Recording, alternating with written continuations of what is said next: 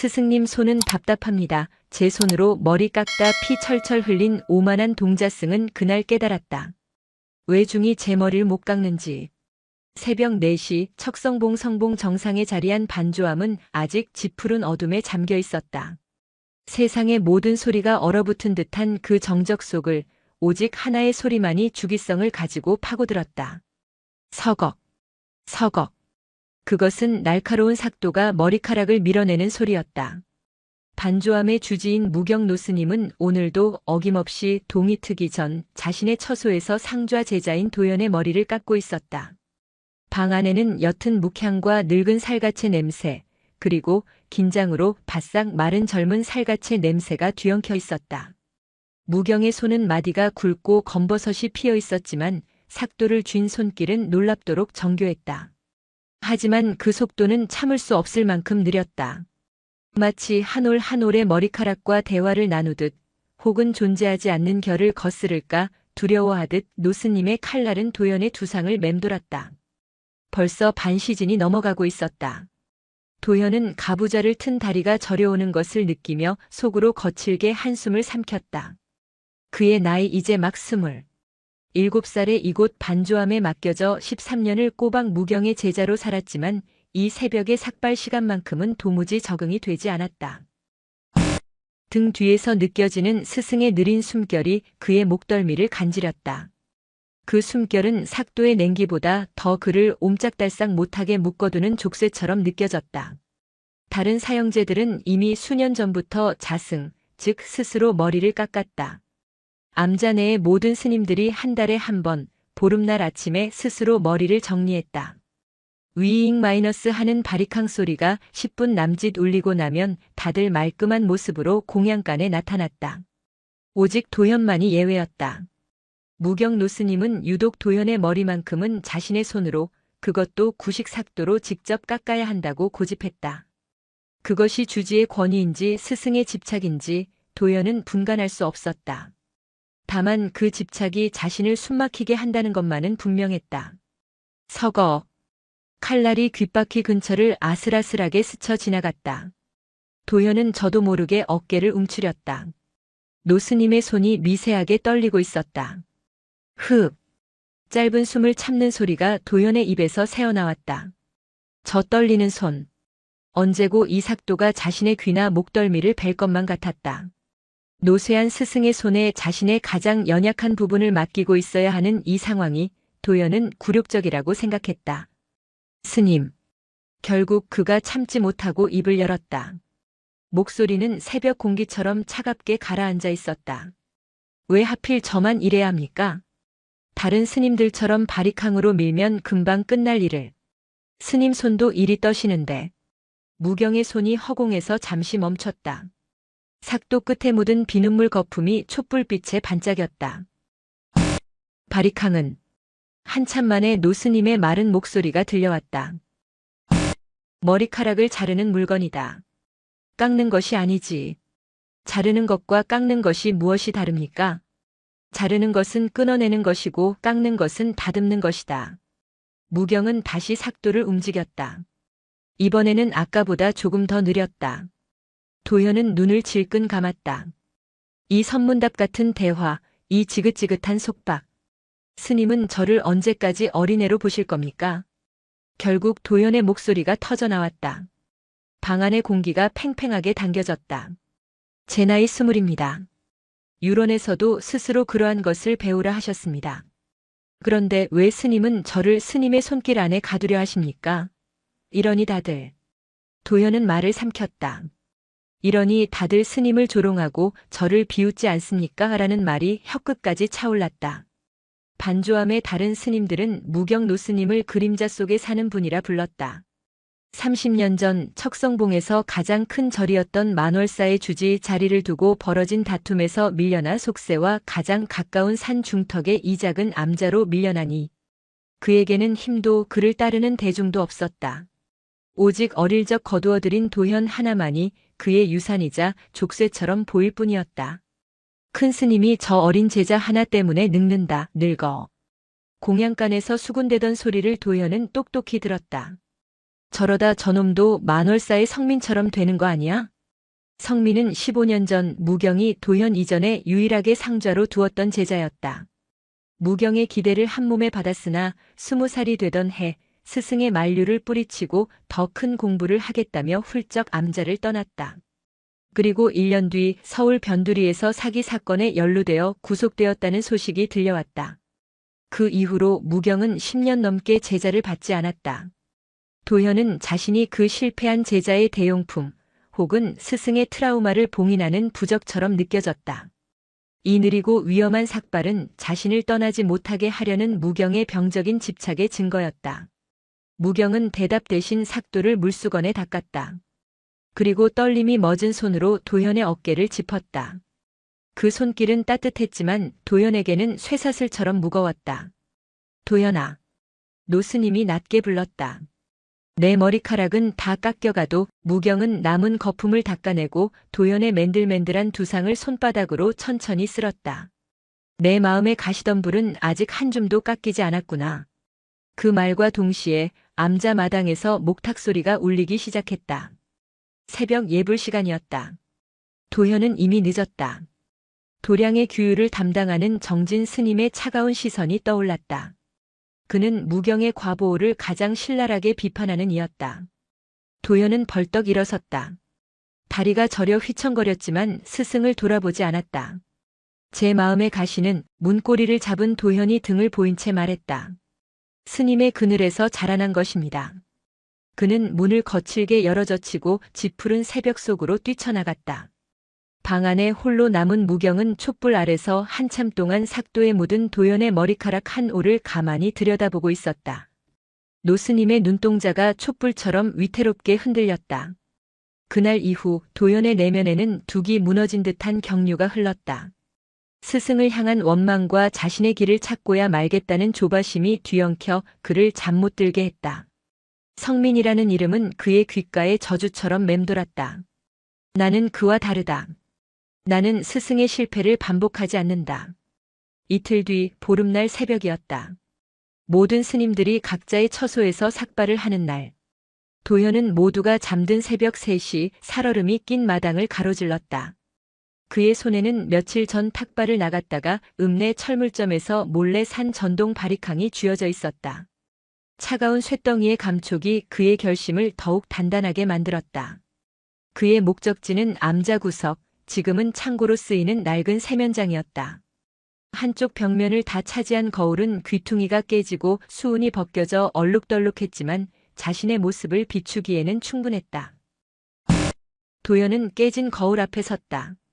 이틀 만에 거뭇하게 자라난 머리카락이 반항적인 눈빛의 청년을 비추고 있었다. 그는 무경의 처소 쪽을 흘낏 돌아보았다. 칠흑 같은 어둠, 아무런 기척도 없었다. 이젠 제 손으로 깎을게요. 그는 거울 속의 자신에게 혹은 등 뒤에 서 있을지 모를 스승의 허상에게 선언했다. 제 머리, 제 길이니까요. 도현은 바리캉에 전원 스위치를 올렸다. 위이잉 마이너스. 조용한 산사의 새벽을 찢는 요란한 기계음이었다. 도현은 그 소리에 심장이 뛰는 것을 느꼈다. 그것은 두려움이 아니라 해방감이었다. 그는 망설임 없이 바리캉을 자신의 이마 위 헤어라인에 가져다 댔다. 스르르릉 마이너스 까맣던 머리카락이 힘없이 잘려나가며 회색빛 두피가 드러났다. 너무나 쉬웠다. 무경 스님이 반시진을 넘게 공들였던 일이 단 몇 초 만에 이루어졌다. 속이 다 후련했다. 그래, 이거였어. 도현은 웃음마저 나왔다. 자신이 그동안 스승의 낡은 방식에 갇혀 얼마나 어리석은 시간을 보냈던가. 그는 신이 나서 바리캉을 움직였다. 옆머리, 정수리. 거울에 보이는 모든 곳을 거침없이 밀어붙였다.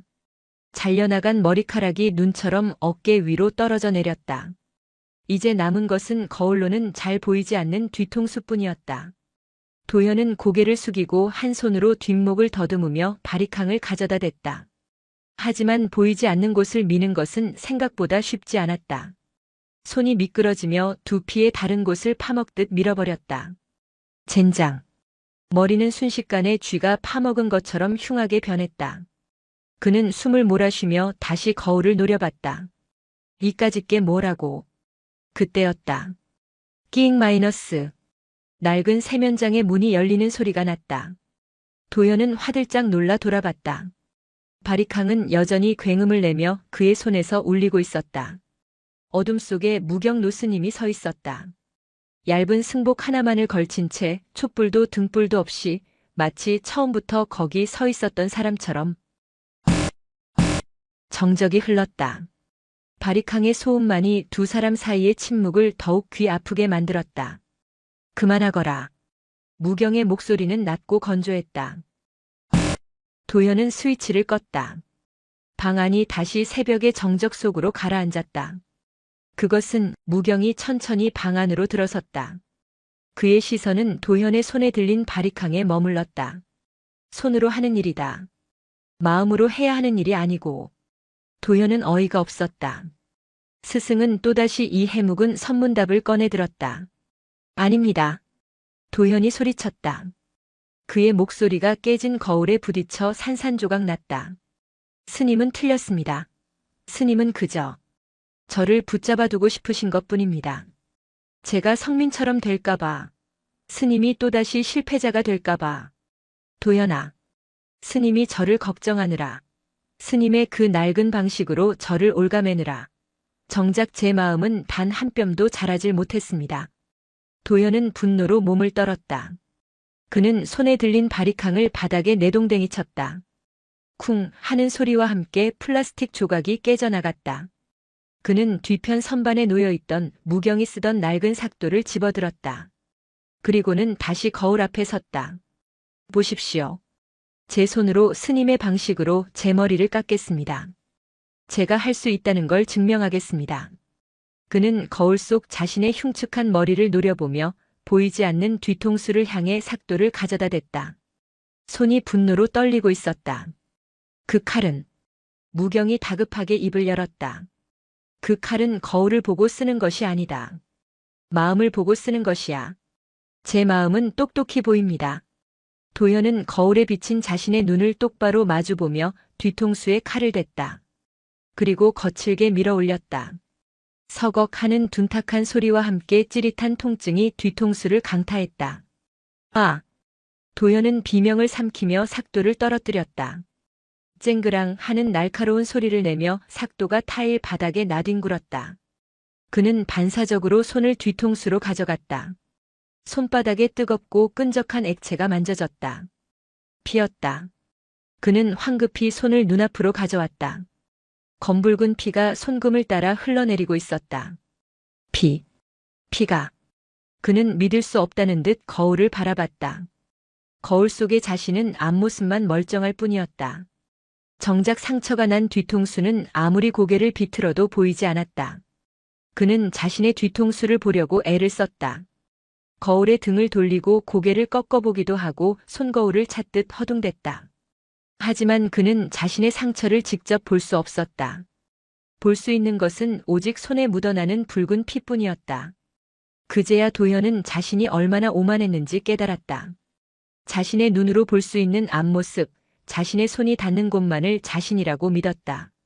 정작 자신에게 가장 중요하고 연약한 뒷모습은 한 번도 제대로 본 적이 없었다. 손이 걷잡을 수 없이 떨리기 시작했다. 분노가 아니라 공포 때문이었다. 피는 멈추지 않고 흘러 귓바퀴를 타고 목덜미로 떨어졌다. 쿵, 쿵, 쿵. 자신의 심장 소리가 귀에서 울렸다. 그때 따뜻한 것이 그의 상처를 감쌌다.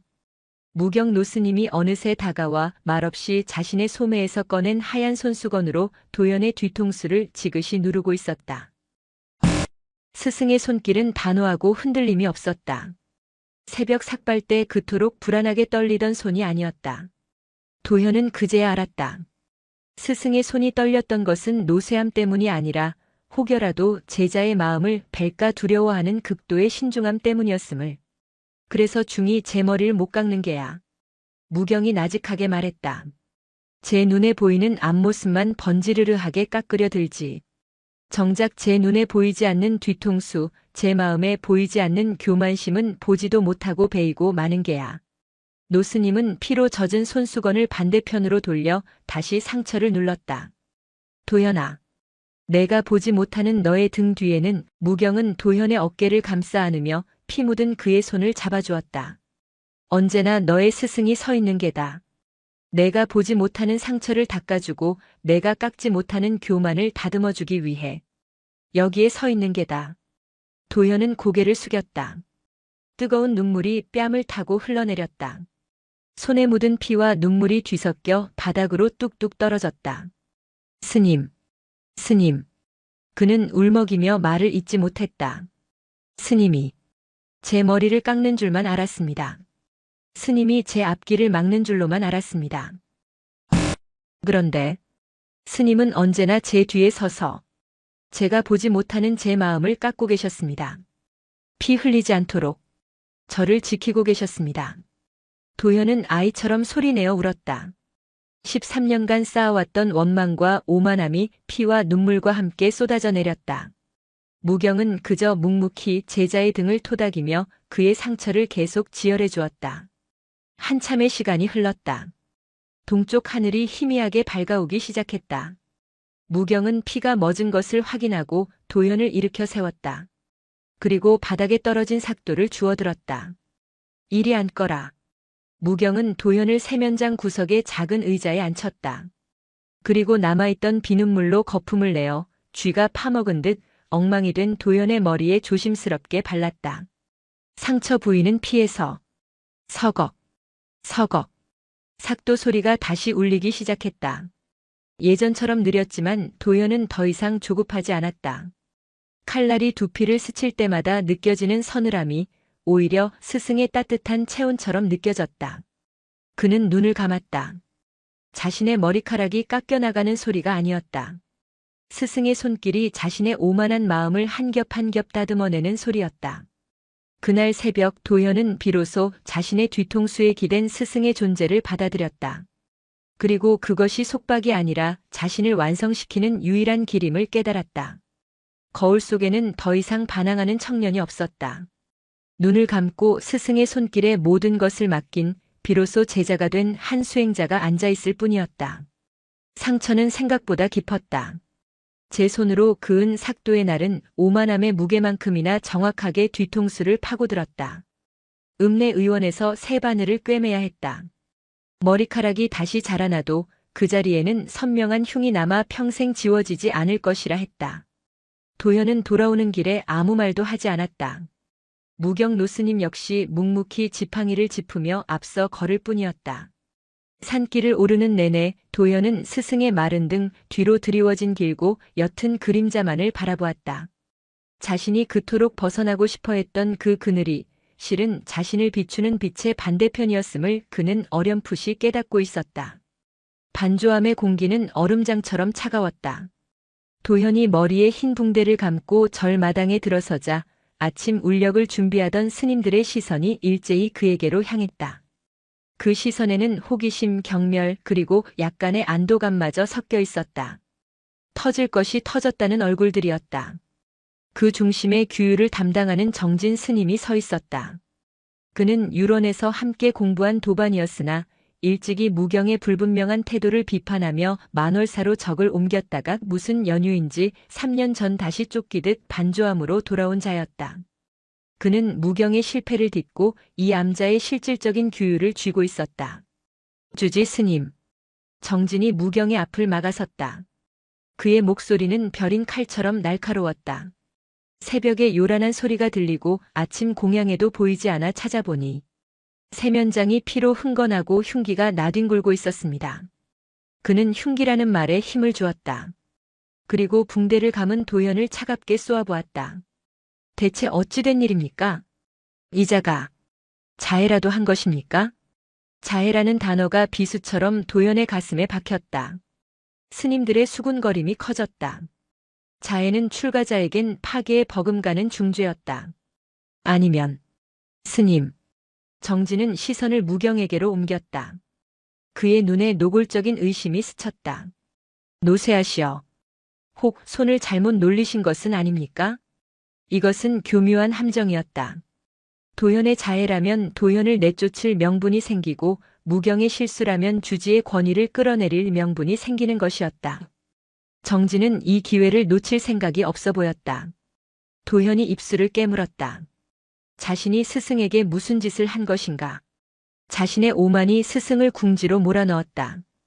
그가 무어라 변명이라도 하려 입을 여는 순간 무경이 지팡이를 들어 바닥을 쿵 하고 내리찍었다. 시끄럽다. 무경의 목소리는 낮았지만 척성봉의 모든 나무를 흔들 만큼의 무게가 실려 있었다. 스님들의 수군거림이 일순간 멎었다. 내 제자다. 내가 깎았다. 정진의 눈이 가늘어졌다. 역시 스님의 실수였단 말입. 실수가 아니다. 무경은 정진의 말을 잘랐다. 마음의 종기가 골마 터지기 직전이라 내가 칼을 대어 고름을 짠 것뿐이다. 피가 나는 상처는 아물기 마련이지. 정작 두려운 것은 피 한 방울 흘리지 않고 안에서 썩어 문드러지는 상처다. 무경은 정진을 똑바로 바라보았다. 그 눈빛은 늙었지만 흐리지 않았다. 정진. 그대야말로 보이지 않는 곳에서 골마가는 그대의 상처를 언제쯤 터뜨릴 것인가. 정진의 얼굴이 삽시간에 굳어졌다. 3년 전 그가 만월사에서 쫓겨나듯 돌아온 이유. 그것은 아무도 입에 담지 않는, 그러나 모두가 아는 정진의 보이지 않는 뒤통수였다. 그는 재물 문제에 연루되어 있었다. 정진은 입술을 깨물었지만 더 이상 주지를 몰아세우지 못했다. 도현. 무경이 제자를 불렀다. 네. 너는 오늘부터 한 달간 예불과 공양을 제외한 모든 시간 동안 암자 뒤편의 해우소를 맡거라. 도현의 눈이 커졌다. 해우소 청소는 암자에서 가장 고된 일, 가장 낮은 자의 일이었다. 그것은 벌이었다. 스님. 가서 내가 흘린 오만의 피냄새보다 더 지독한 것을 맡으며 내 마음의 더러움이 얼마나 얕은 것이었는지 깨닫거라. 그리고 닦아라. 무경은 도현의 어깨를 치며 그를 지나쳐 자신의 처소로 향했다. 닦고 또 닦아라. 내가 닦는 것이 바닥인지 내 마음인지 분간할 수 없을 때까지 닦아라. 정진은 차가운 미소를 머금은 채 그 광경을 지켜보고 있었다. 그는 결국 자신이 원하는 것을 얻었다. 도현은 대중의 눈앞에서 가장 낮은 곳으로 추락했다. 그날 오후부터 도현의 고행이 시작되었다. 반조암의 해우소는 수십 년 된 재래식이었다. 숨을 쉴 수 없을 만큼 지독한 악취가 코를 찔렀다. 그는 헛구역질을 참아가며 오물을 퍼내고 바닥에 찌든 때를 닦아냈다. 며칠이 지나자 그의 온몸에서는 악취가 떠나지 않았다.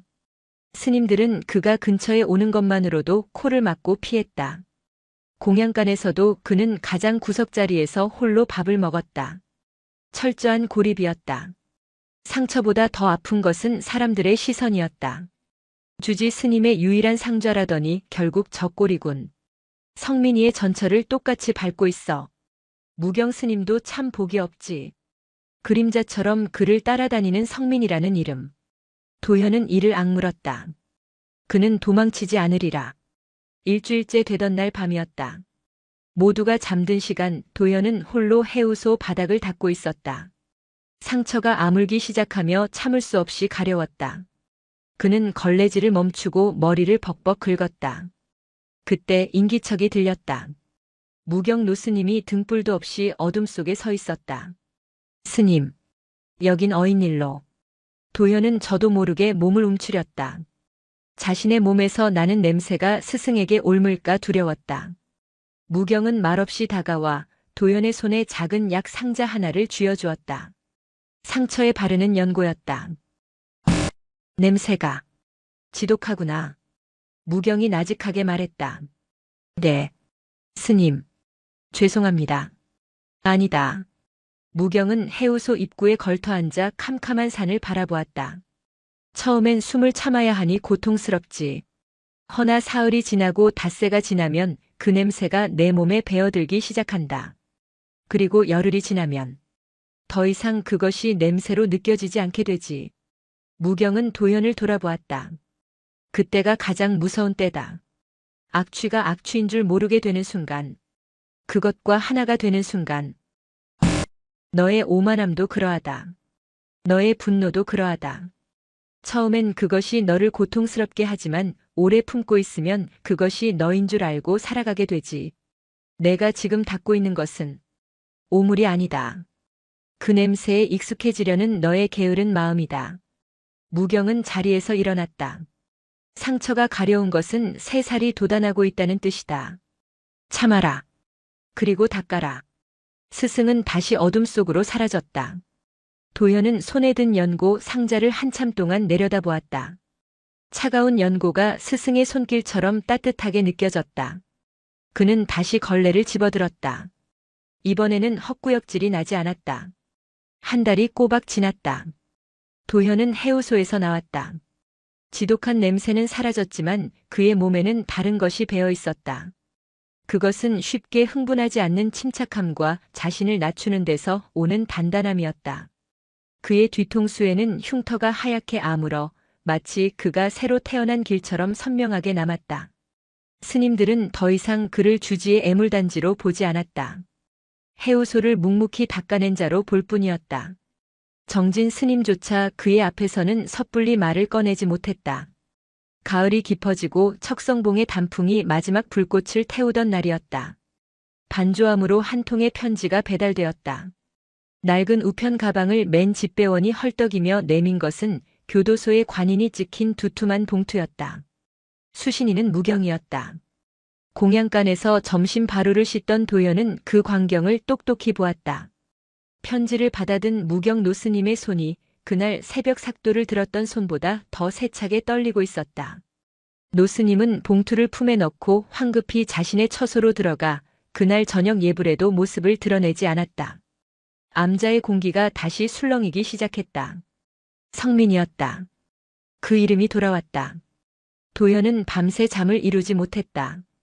자신을 짓누르던 그 이름, 스승의 가장 깊은 상처이자 자신의 그림자였던 존재. 15년 만에 속세의 감옥에서 풀려난다는 소문만 무성했던 그가 스승에게 편지를 보낸 것이다. 나는 스승의 실패를 반복하지 않는다. 그렇게 다짐했지만 정작 도연은 성민에 대해 아는 것이 거의 없었다. 스님들은 그 이름을 입에 올리는 것조차 금기시했다.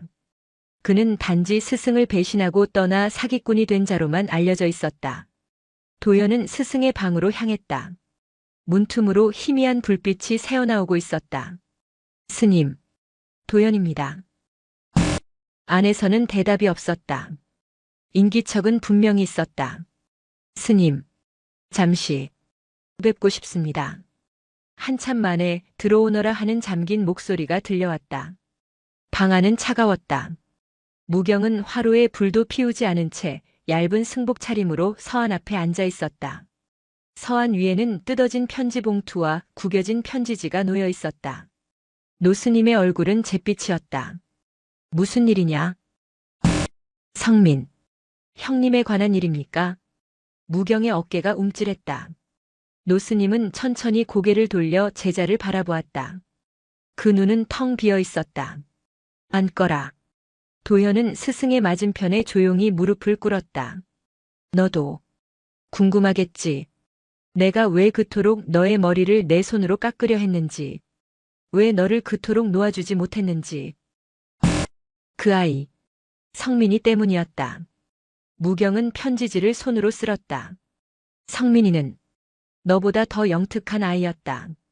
경전은 한 번 보면 통달했고 그의 법문은 늙은 나보다 더 깊이가 있었다. 나는 그 아이가 나의 모든 것이라 여겼다. 무경의 목소리가 과거로 향했다. 25년 전 만월사에서 쫓겨나다시피 이 낡은 암자로 왔을 때 곁에 있던 것은 15살의 성민이 뿐이었다. 그 아이는 나를 스님이라 부르지 않고 아버지라 불렀다. 나 역시 그를 제자가 아닌 아들로 품었다. 그것이 나의 첫 번째 교만이었다. 성민은 스승의 명예를 되찾아주겠다고 맹세했다. 그는 무경을 밀어낸 만월사의 승려들을 속물이라 비난하며 자신이 더 큰 공부를 하여 스승의 법맥이 가장 위대함을 증명하겠다고 했다. 나는 그 아이의 그 마음이 야망인 줄 몰랐다. 아니, 알면서도 모른 척했다. 그 야망이 나를 향한 효심이라 믿었기 때문이지. 그것이 나의 두 번째 교만이었다. 무경은 성민의 앞모습만 보았다.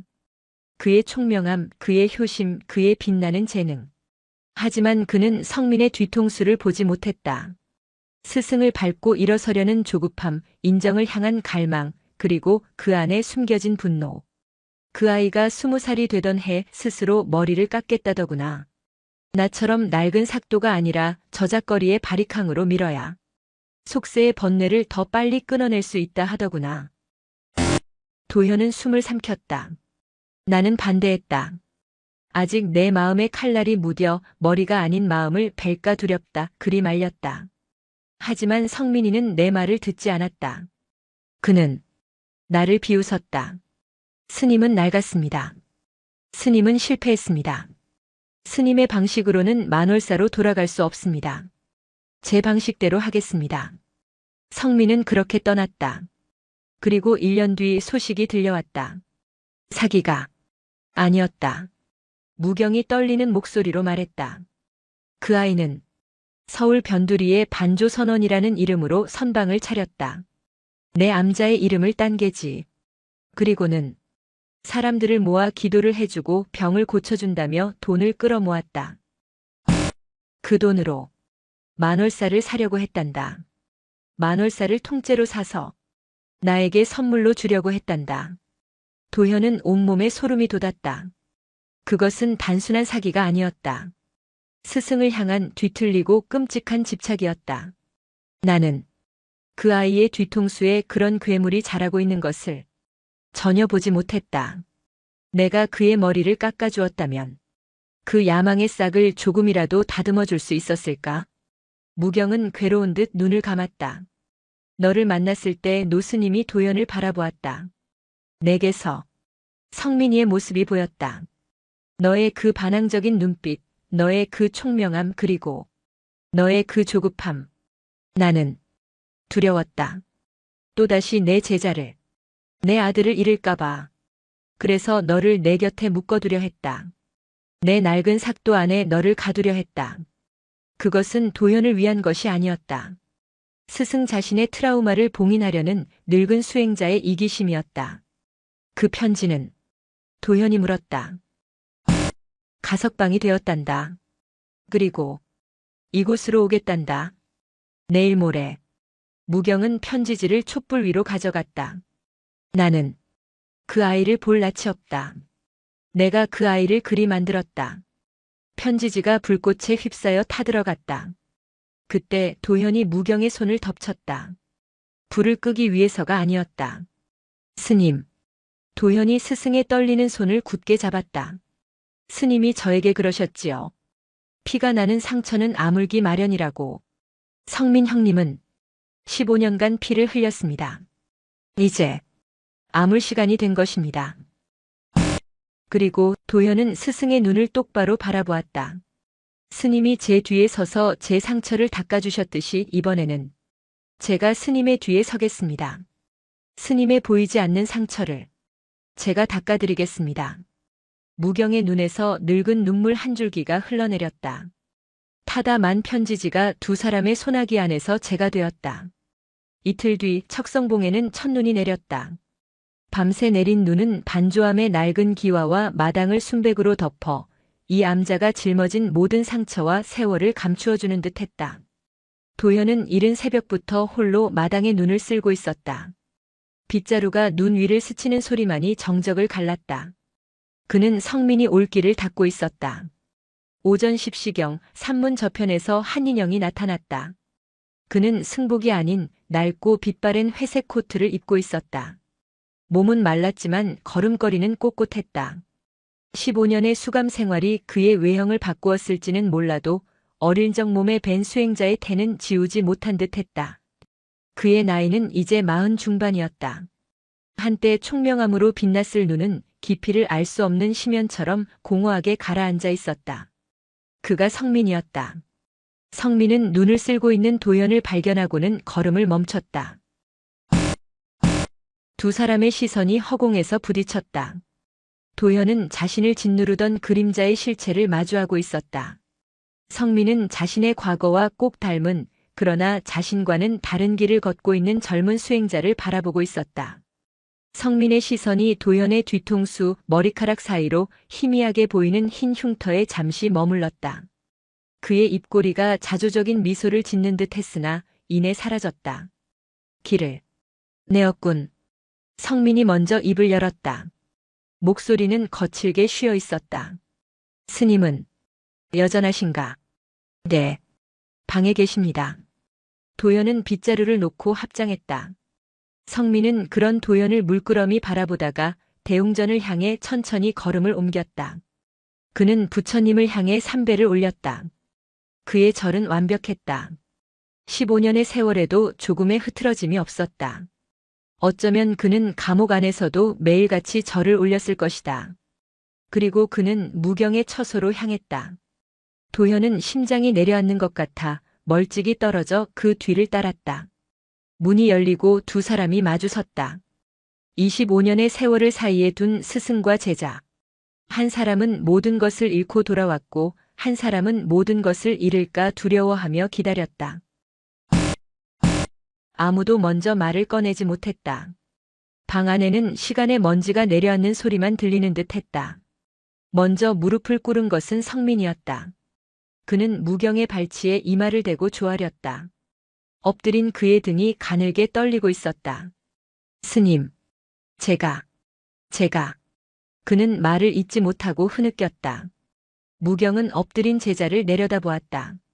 그 눈에는 원망도 분노도 연민도 없었다. 그저 텅 비어 있었다.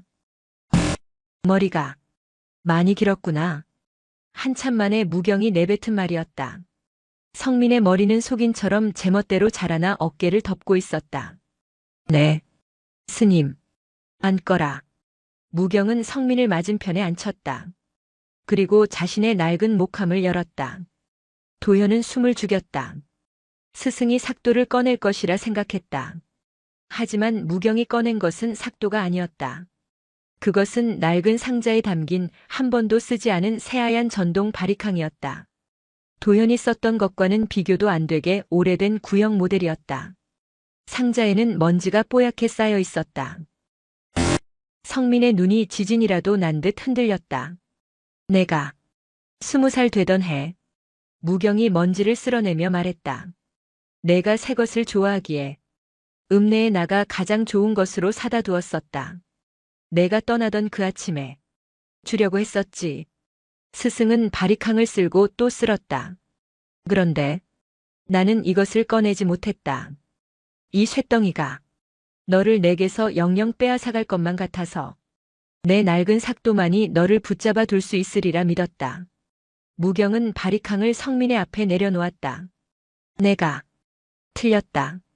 너를 묶은 것은 삭도가 아니었고 너를 떠나게 한 것은 바리캉이 아니었다. 너를 보지 못한 나의 눈먼 집착이었구나. 스님. 아닙니다. 제가. 도연아. 무경이 문 밖에 도연을 불렀다. 도연은 조용히 방 안으로 들어와 무경의 곁에 섰다. 무경은 바리캉을 들어 성민이 아닌 도연에게 건넸다. 스님. 도연은 당황했다. 너의 형님이다. 무경이 성민을 가리켰다. 성민은 고개를 들지 못하고 있었다. 내가 내 형님의 머리를 깎아주거라. 제가. 어찌. 도현은 손을 떨었다. 스승의 실패, 자신의 그림자, 이 모든 비극의 시작이었던 존재. 그런 그의 머리를 깎으라니. 너는 내 손으로 내 뒤통수를 베었지. 무경이 도현의 흉터를 바라보았다. 그러니 너는 안다. 제 머리를 제 손으로 깎으려 하는 이의 그 오만한 마음과 그 상처의 고통을 내가 아니면 지금 이 상처를 만져줄 리가 없다. 성민이 천천히 고개를 들었다. 그의 눈에는 눈물이 가득 고여 있었다. 그는 자신을 짓누르던 과거의 스승이 아니라 자신의 상처를 이해하는 젊은 제자를 바라보고 있었다. 형님. 도현이 나직하게 불렀다.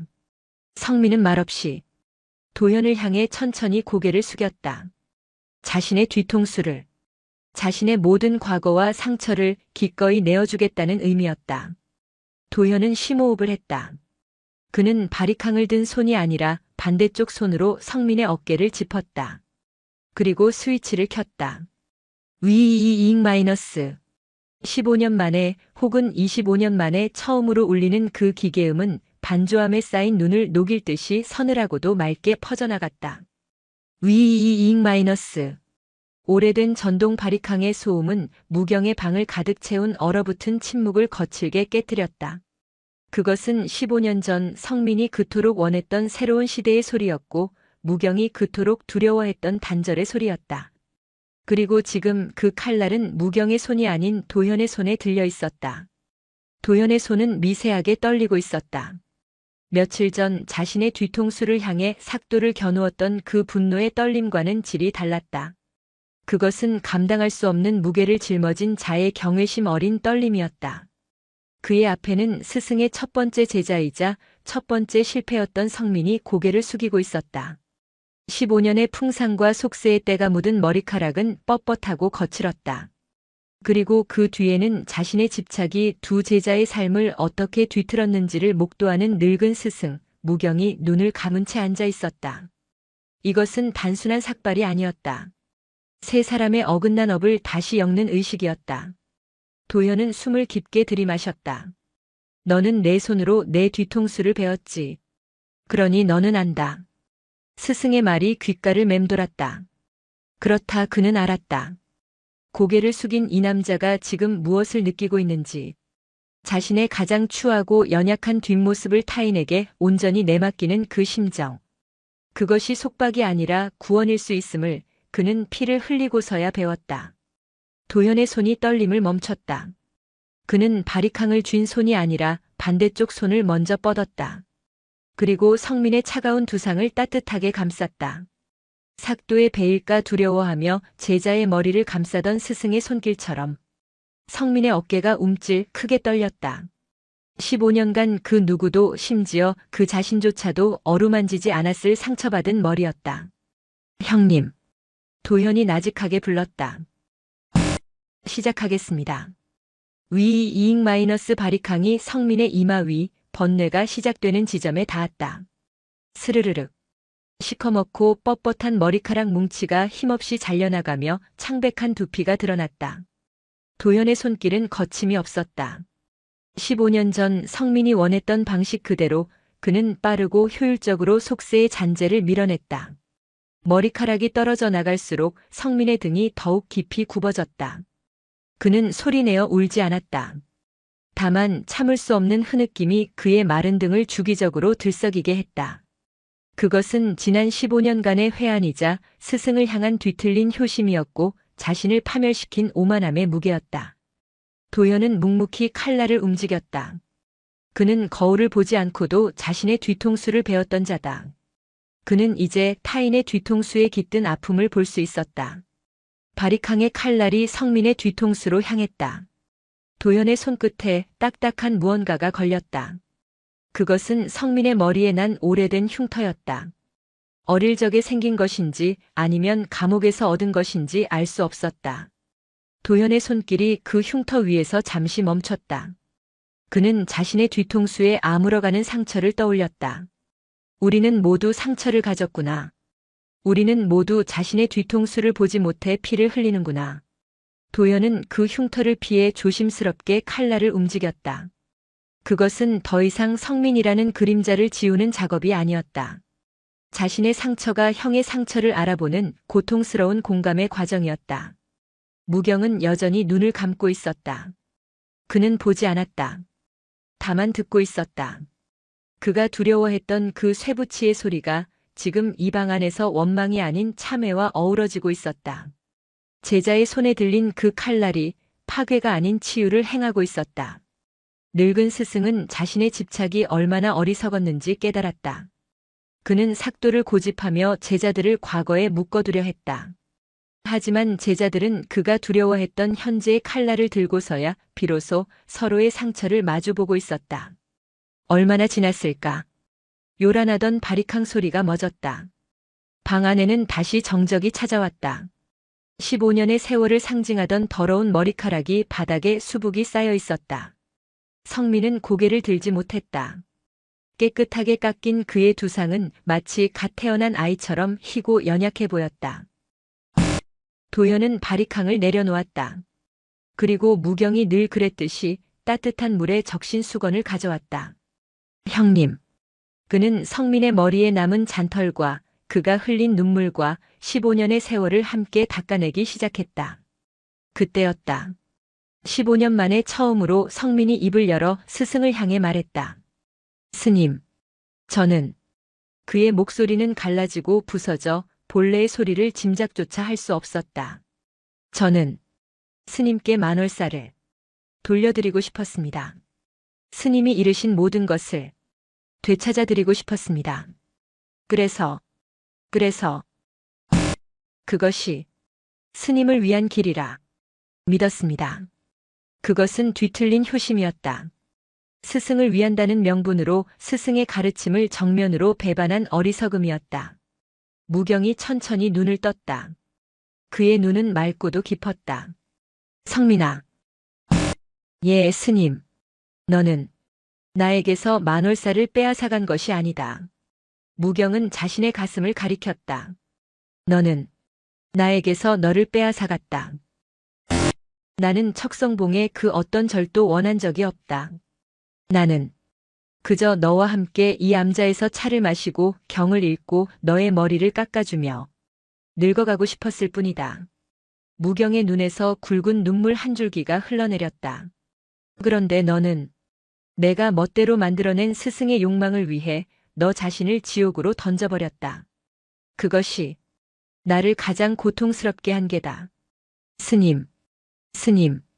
성민은 더 이상 참지 못하고 어린아이처럼 소리내어 울부짖었다. 자신이 얼마나 끔찍한 오해 속에서 자신의 삶을 망가뜨렸는지, 스승의 가슴에 대못을 박았는지 15년이 지나서야 비로소 깨달은 것이다. 도현은 묵묵히 그들의 곁에 서 있었다. 그는 스승의 그늘에서 벗어나려 발버둥 쳤던 자신의 모습을 떠올렸다. 자신 역시 스승의 집착이라는 허상을 만들어내고 그것과 싸우고 있었다. 성민과 자신은 거울의 양면처럼 닮아 있었다. 무경은 자리에서 일어나 울고 있는 성민을 끌어안았다. 삭발을 마친 제자를 안아주던 그 손길 그대로 돌아왔으면 되었다. 돌아왔으니 그것으로 되었다. 도현은 조용히 방을 나왔다. 스승과 첫 번째 제자가 15년의 세월을 풀 수 있도록 그는 자신의 자리를 비켜주었다. 마당에는 눈이 그치고 차가운 햇살이 쏟아지고 있었다. 도현은 자신의 뒤통수에 남은 흉터를 만져보았다. 흉터는 여전히 그곳에 있었지만 더 이상 아프지 않았다. 그것은 오만의 상처가 아니라 타인의 아픔을 이해하는 길이 되어 있었다. 성민의 귀환은 잔잔했던 반조함의 수면에 떨어진 거대한 돌덩이였다. 파문은 즉각적이고 거셌다. 아침 공양 시간 깨끗하게 삭발하고 도현이 내어준 낡은 승복을 입은 성민이 공양간의 모습을 드러냈을 때 모든 스님들의 숟가락이 허공에서 멈췄다. 저자는 성민이다. 15년 만에 어떻게 저런 죄수놈이 감히. 수군거림은 이내 노골적인 저기가 되었다. 특히 유론을 중시하고 규율을 앞세우는 정진 스님의 눈빛은 얼음장보다 차가웠다. 성민은 그 모든 시선을 묵묵히 받아내며 대중의 가장 끝자리, 가장 낮은 곳에 앉아 밥을 받으려 했다. 그때 정진이 자리에서 일어났다. 멈추시오. 그의 목소리는 공양간 전체를 울렸다. 성민. 그대는 이곳 반조함의 대중이 될 자격이 없소. 그대는 승복을 입고 속세의 법을 어겨 징역을 살았소. 불가의 명예에 똥칠을 한 것도 모자라 주지 스님의 법명에까지 누를 끼쳤지. 그런 자가 어찌 감히 부처님의 공양을 받을 수 있단 말이오. 정진의 말은 틀린 것이 없었다. 그는 규율을 집행하고 있었다. 다른 스님들도 정진의 말에 동조하며 고개를 끄덕였다. 성민은 조용히 자리에서 일어나 막 받으려던 바로를 내려놓았다. 그리고 정진을 향해 깊이 허리를 숙였다. 모두 맞는 말씀입니다. 저는 부처님의 공양을 받을 자격이 없습니다. 그의 태도는 놀라울 만큼 순순했다. 15년 전 그 오만하고 빛나던 청년의 모습은 어디에도 없었다. 허나 스님, 저는 이곳에서 그대의 사정은 듣고 싶지 않소. 정진이 말을 잘랐다. 그는 이 기회에 무경의 권위를 완전히 무너뜨릴 생각이었다. 그는 무경을 향해 돌아섰다. 주지 스님, 묵과하실 겁니까? 이 암자는 수행도량이지 죄수들의 쉼터가 아닙니다. 저자를 당장 내보내지 않으시면 대중의 뜻을 모아 스님의 거취를 물을 수밖에 없습니다. 이것은 명백한 협박이었다. 늙고 힘없는 주지를 향한 쿠데타의 선언이었다. 도현은 입술을 깨물었다. 당장이라도 뛰쳐나가 정진의 멱살이라도 잡고 싶었다. 그때 무경 노스님이 조용히 숟가락을 내려놓았다. 정진. 예, 스님. 그대의 말은 틀린 것이 하나 없구나. 성민은 대중의 공양을 받을 자격이 없다. 도현과 성민의 얼굴이 굳어졌다. 또한 무경은 말을 이었다. 이 암자는 수행도량이지 죄수들의 쉼터가 아니라는 말도 맞다. 정진의 얼굴에 승리의 미소가 번졌다. 늙은 스승이 결국 대중의 압력에 굴복했다고 생각했다. 그러니 무경은 성민을 바라보았다. 성민은 오늘부터 대중과 함께 공양하지 않는다. 또한 대중과 함께 잠자리에 들지도 않는다. 스님들의 웅성거림이 커졌다. 저기 무경은 공양간 창밖, 암자에서 가장 구석지고 냄새나는 곳을 가리켰다. 도현이가 한 달간 머물렀던 해우소 옆 낡은 장작 창고가 있다. 오늘부터 그곳이 너의 처소다. 또한 너는 공양을 하지 않는다. 대중이 모두 먹고 남은 잔반 그것을 다시 끓여 암자에서 키우는 개에게 주고 남은 것을 먹도록 해라. 그것은 사람 취급이 아니었다. 도현은 경악했다. 스승이 어찌 저런. 정진조차도 예상치 못한 가혹한 처사의 순간 당황한 기색이 역력했다. 무경은 성민을 뚫어지게 바라보았다. 그것이 내가 진 빚을 갚는 길이다. 그리할 수 있겠느냐. 모두의 시선이 성민에게로 향했다. 저런 모욕적인 처사를 받아들일 리 없었다. 스스로 떠나겠다고 할 것이 분명했다. 성민은 그러나 그 자리에 가만히 엎드렸다. 그리고 이마가 바닥에 닿도록 절을 올렸다. 감사합니다. 감사합니다. 스님, 그리 하게 해주셔서 감사합니다. 그의 목소리는 떨리고 있었지만 그것은 굴욕 때문이 아니었다. 자신을 받아준 것에 대한 진심 어린 감사였다. 그는 15년간 감옥에서 짐승보다 못한 취급을 견뎌냈을 것이다. 그에게 장작 창고와 개의 밥은 스승의 곁에 머물 수 있게 해주는 자비의 다른 이름이었다. 정진은 아무 말도 하지 못했다. 그는 성민을 내쫓으려 했을 뿐 저런 식으로 가장 낮은 존재로 암자에 남게 될 줄은 몰랐다. 오히려 저 모습이 무경의 자비심을 부각하고 자신의 잔인함을 드러내는 꼴이 되고 말았다. 성민은 공양간을 조용히 빠져나갔다. 눈이 쌓인 마당을 가로질러 냄새나는 장작 창고로 향하는 그의 뒷모습을 도연은 착잡한 심정으로 바라보았다. 그날 밤 도연은 잠을 이룰 수 없었다. 스승의 처사가 너무나 가혹하게 느껴졌다. 저렇게까지 해야만 하는가. 그는 몰래 솜잎을 한 채를 들고 장작 창고로 향했다. 창고는 문짝도 성치 않아 눈보라가 그대로 들이치고 있었다. 성민은 그 구석에서 집더미를 모아 몸을 웅크리고 있었다. 형님. 성민은 인기척에 놀라 눈을 떴다. 이불이라도.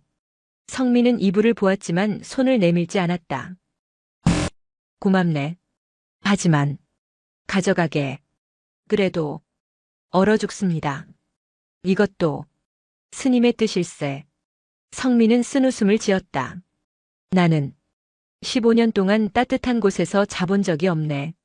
이 정도 추위는 견딜만해. 도현은 이불을 내려놓으며 물었다. 괜찮으십니까? 스님은 너무하십니다. 어찌 형님께. 아닐세. 성민이 도현의 말을 막았다.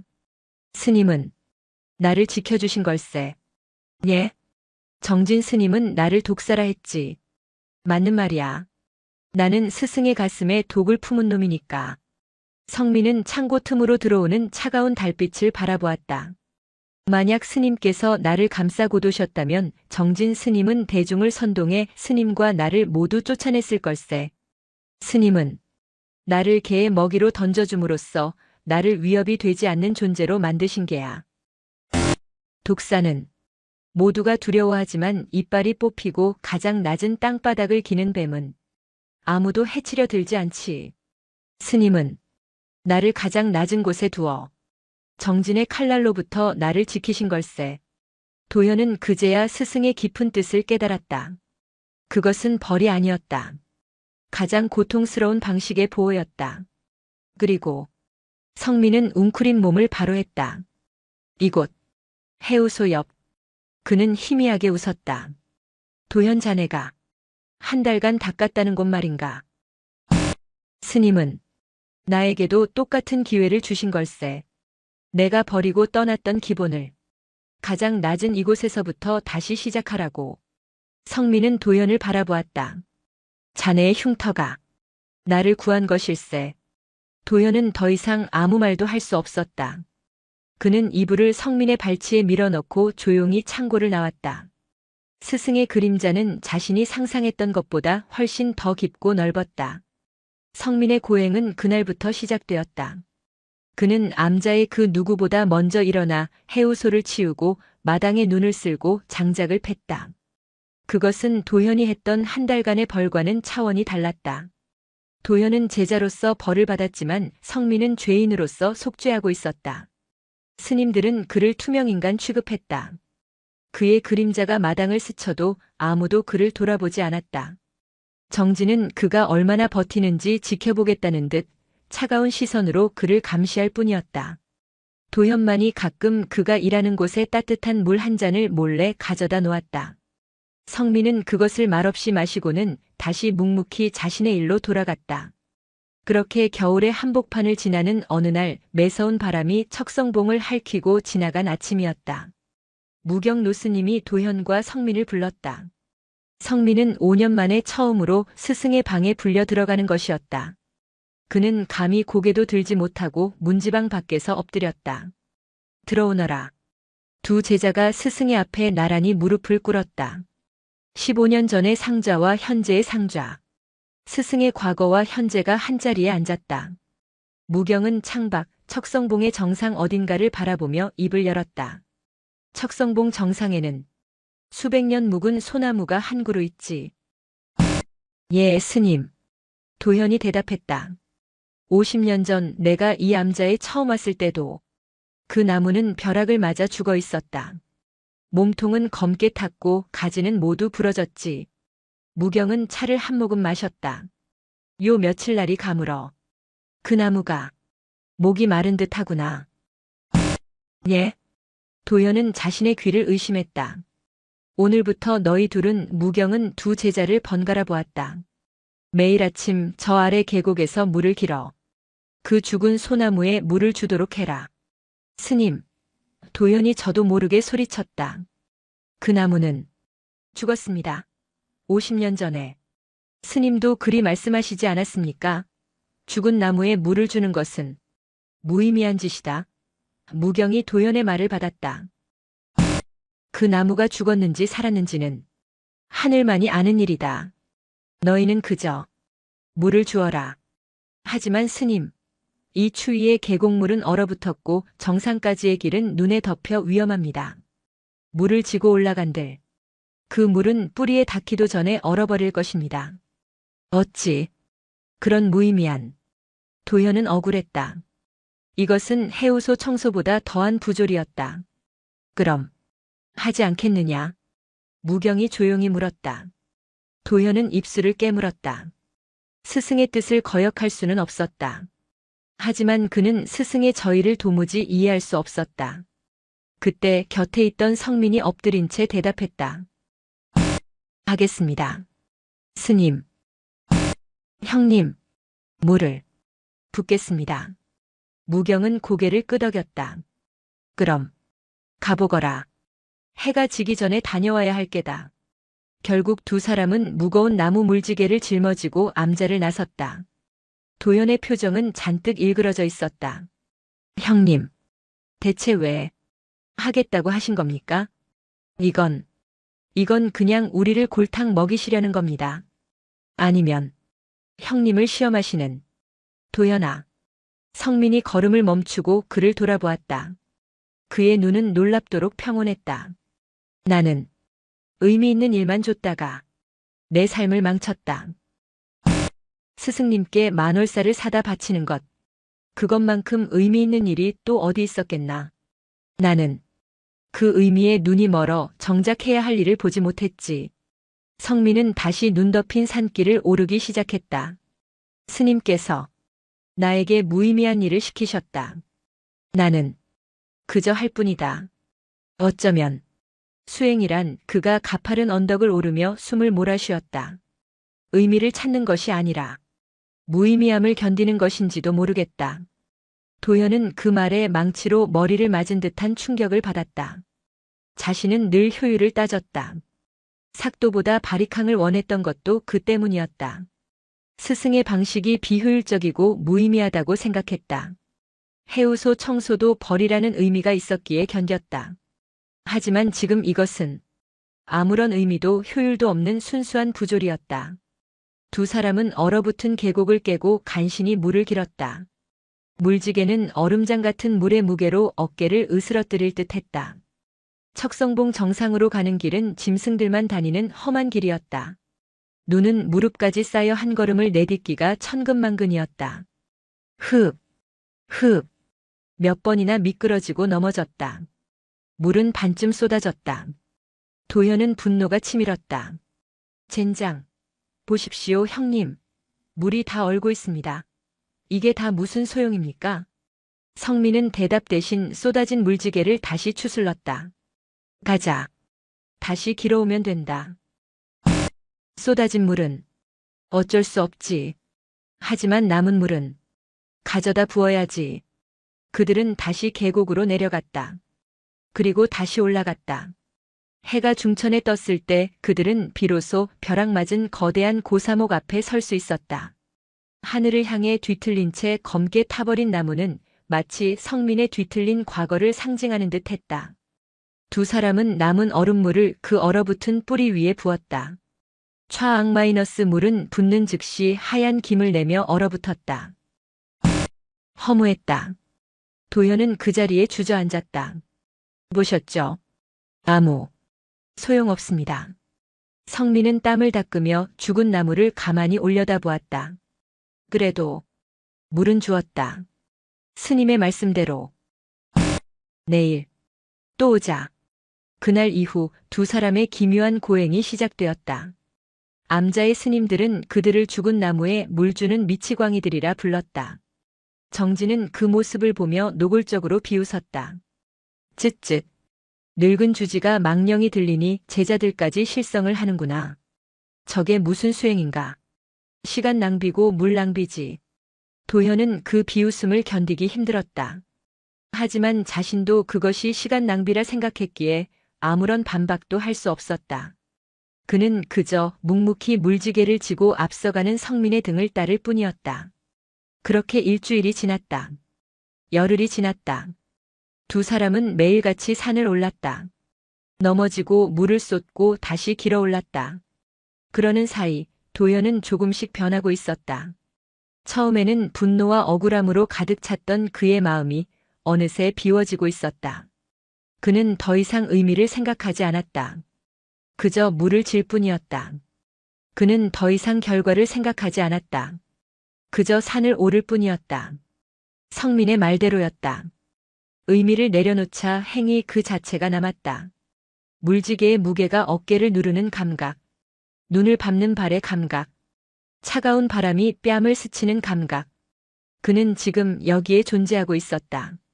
자신을 괴롭혔던 스승에 대한 원망도 정진에 대한 분노도 그 순간만큼은 사라졌다. 보름째 되던 날이었다. 그날도 두 사람은 어김없이 정상에 올라 죽은 나무에 물을 부었다. 물을 다 붓고 돌아서려던 순간이었다. 성민이야. 하고 짧은 탄성을 질렀다. 왜 그러십니까, 형님? 성민은 죽은 나무의 검게 탄 둥치 그 한가운데를 가리키고 있었다. 저것 보게. 도현은 눈을 가늘게 떴다. 검은 잿더미가 된 나무 껍질 사이 그들이 매일같이 얼음물을 붓던 바로 그 자리에 믿을 수 없는 광경이 펼쳐져 있었다. 얼음을 뚫고 손톱보다도 작은 연두빛 새순 하나가 고개를 내밀고 있었다. 도현은 자신의 눈을 비볐다. 죽었다. 50년 전에, 아니 수백 년 전에 벼락을 맞아 완전히 죽었던 나무였다. 그런데 새순이 돋아났다. 이게 어찌? 성민은 그 새순 앞에 무릎을 꿇었다. 그는 새순을 만지지도 못하고 그저 바라보며 뜨거운 눈물을 흘렸다. 그것은 50년 만에 돋아난 새순이 아니었다. 15년 만에 모든 것을 잃고 돌아온 죄인의 마음속에서 돋아난 참회의 새순이었다. 무의미함을 견뎌낸 자에게만 주어지는 생명의 대답이었다. 도현은 그제야 스승의 뜻을 깨달았다. 스승은 나무를 살리려 한 것이 아니었다. 스승은 성민을 살리려 한 것이었다. 그리고 그 곁에 도현을 함께 깨닫게 하려 한 것이었다. 스님. 두 사람은 물지개를 챙길 생각도 잊고 한참 동안 그 작은 생명 앞에서 울고 또 울었다. 척성봉의 기적이 일어났다는 소문은 산불처럼 빠르게 반조함을 덮쳤다. 죽은 소나무에서 새순이 돋아났다는 이야기에 스님들은 처음에는 믿지 않았다. 그러나 몇몇 스님들이 직접 정상에 올랐다가 얼음과 잿더미를 뚫고 솟아난 연두빛 생명을 목격하고는 경악을 금치 못했다. 대중의 시선이 바뀌기 시작했다. 미치광이 지시라 비웃던 일은 기적을 부른 정성이 되었다. 죄인이라 손가락질하던 성민은 죽은 나무도 살려내는 지극한 참회자로 비치기 시작했다. 가장 동요한 것은 정진이었다. 그는 자신의 눈으로 그 새순을 확인하고도 그것을 인정할 수 없었다. 우연의 일치일 뿐이다. 혹은 저자가 속임수를 썼을지도 모른다. 15년 전에도 저런 식으로 사람들을 홀렸지. 하지만 그의 외침은 기적을 목격한 대중의 흥분을 잠재우지 못했다. 암자의 실권은 다시 정진에게서 무경 노스님에게로 그리고 그 기적의 중심에 선 성민에게로 서서히 넘어가고 있었다. 정진은 위기감을 느꼈다. 그의 겨울은 유난히 혹독했다. 새순이 돋아난 지 며칠 지나지 않아 척성봉에는 수십 년 만에 한파가 몰아닥쳤다. 반조함에 모든 것이 얼어붙었다. 그리고 무경 노스님이 쓰러졌다. 그날 새벽 예불 쩌렁쩌렁하게 목탁을 치던 노스님은 법문을 채 마치기도 전에 거친 기침을 쏟아내며 그 자리에 쓰러졌다. 늙은 육신이 혹독한 겨울과 성민의 귀환으로 인한 극심한 마음고생을 버텨내지 못한 것이다. 암자는 발칵 뒤집혔다. 읍내 의원을 급히 불러왔지만 의원은 고개만 저을 뿐이었다. 폐에 물이 찼습니다. 노환에 마음고생이 겹친 듯합니다. 이 산중에서는 어찌할 도리가 없습니다. 병원으로 옮기셔야. 싫다. 무경이 헐떡이며 말했다. 나는 이 방에서 내 암자에서 가겠다. 스님. 도현이 스승의 손을 잡고 울부짖었다. 고집 피우지 마십시오. 제발. 병원으로. 아니다. 내 길은 여기까지다. 너희는 공부에 힘쓰거라. 무경은 눈을 감았다. 열이 불덩이처럼 치솟았고 숨소리는 쇳소리처럼 거칠어졌다. 의원은 떠나며 마지막 말을 남겼다. 오늘 밤을 넘기시기 힘들 겁니다. 지금 스님께 필요한 것은 약이 아닙니다. 쇠한 기력을 붙들어줄 기운입니다. 하다못해 진한 고기 국물이라도 무엄하다. 정진이 버럭 소리를 질렀다. 어찌 부처님 제자에게 그것도 평생을 수행하신 노스님께 그런 부정한 것을 입에 담는가. 의원은 혀를 차며 산을 내려갔다. 방 안에는 침묵이 흘렀다. 노스님의 숨소리만이 위태롭게 이어졌다. 정진은 스님들을 모아놓고 선언했다. 주지 스님은 지금 마지막 가르침을 주고 계신다. 육신의 생명에 연연하지 않고 법을 지키며 열반에 드시는 모습을 우리는 똑똑히 지켜보며 배워야 한다. 그것은 사실상 스승의 죽음을 방관하겠다는 선언이었다. 몇몇 스님들은 눈물을 훔쳤지만 불살생과 육식금지라는 대계율 앞에서 그리고 정진의 서슬 퍼런 감시 앞에서 아무도 다른 말을 꺼내지 못했다. 도현은 스승의 곁에서 뜬 눈으로 밤을 지새웠다. 스승의 몸은 점점 차가워지고 숨은 얕아지고 있었다. 이대로 스승님을 보내야 하는가? 이것이 스님의 뜻인가? 그는 혼란스러웠다. 그때였다. 장작 창고에서 짐승처럼 지내던 성민이 조용히 방 안으로 들어왔다. 그의 손에는 작은 질그릇 뚝배기 하나가 들려 있었다. 형님. 도현이 그를 바라보았다.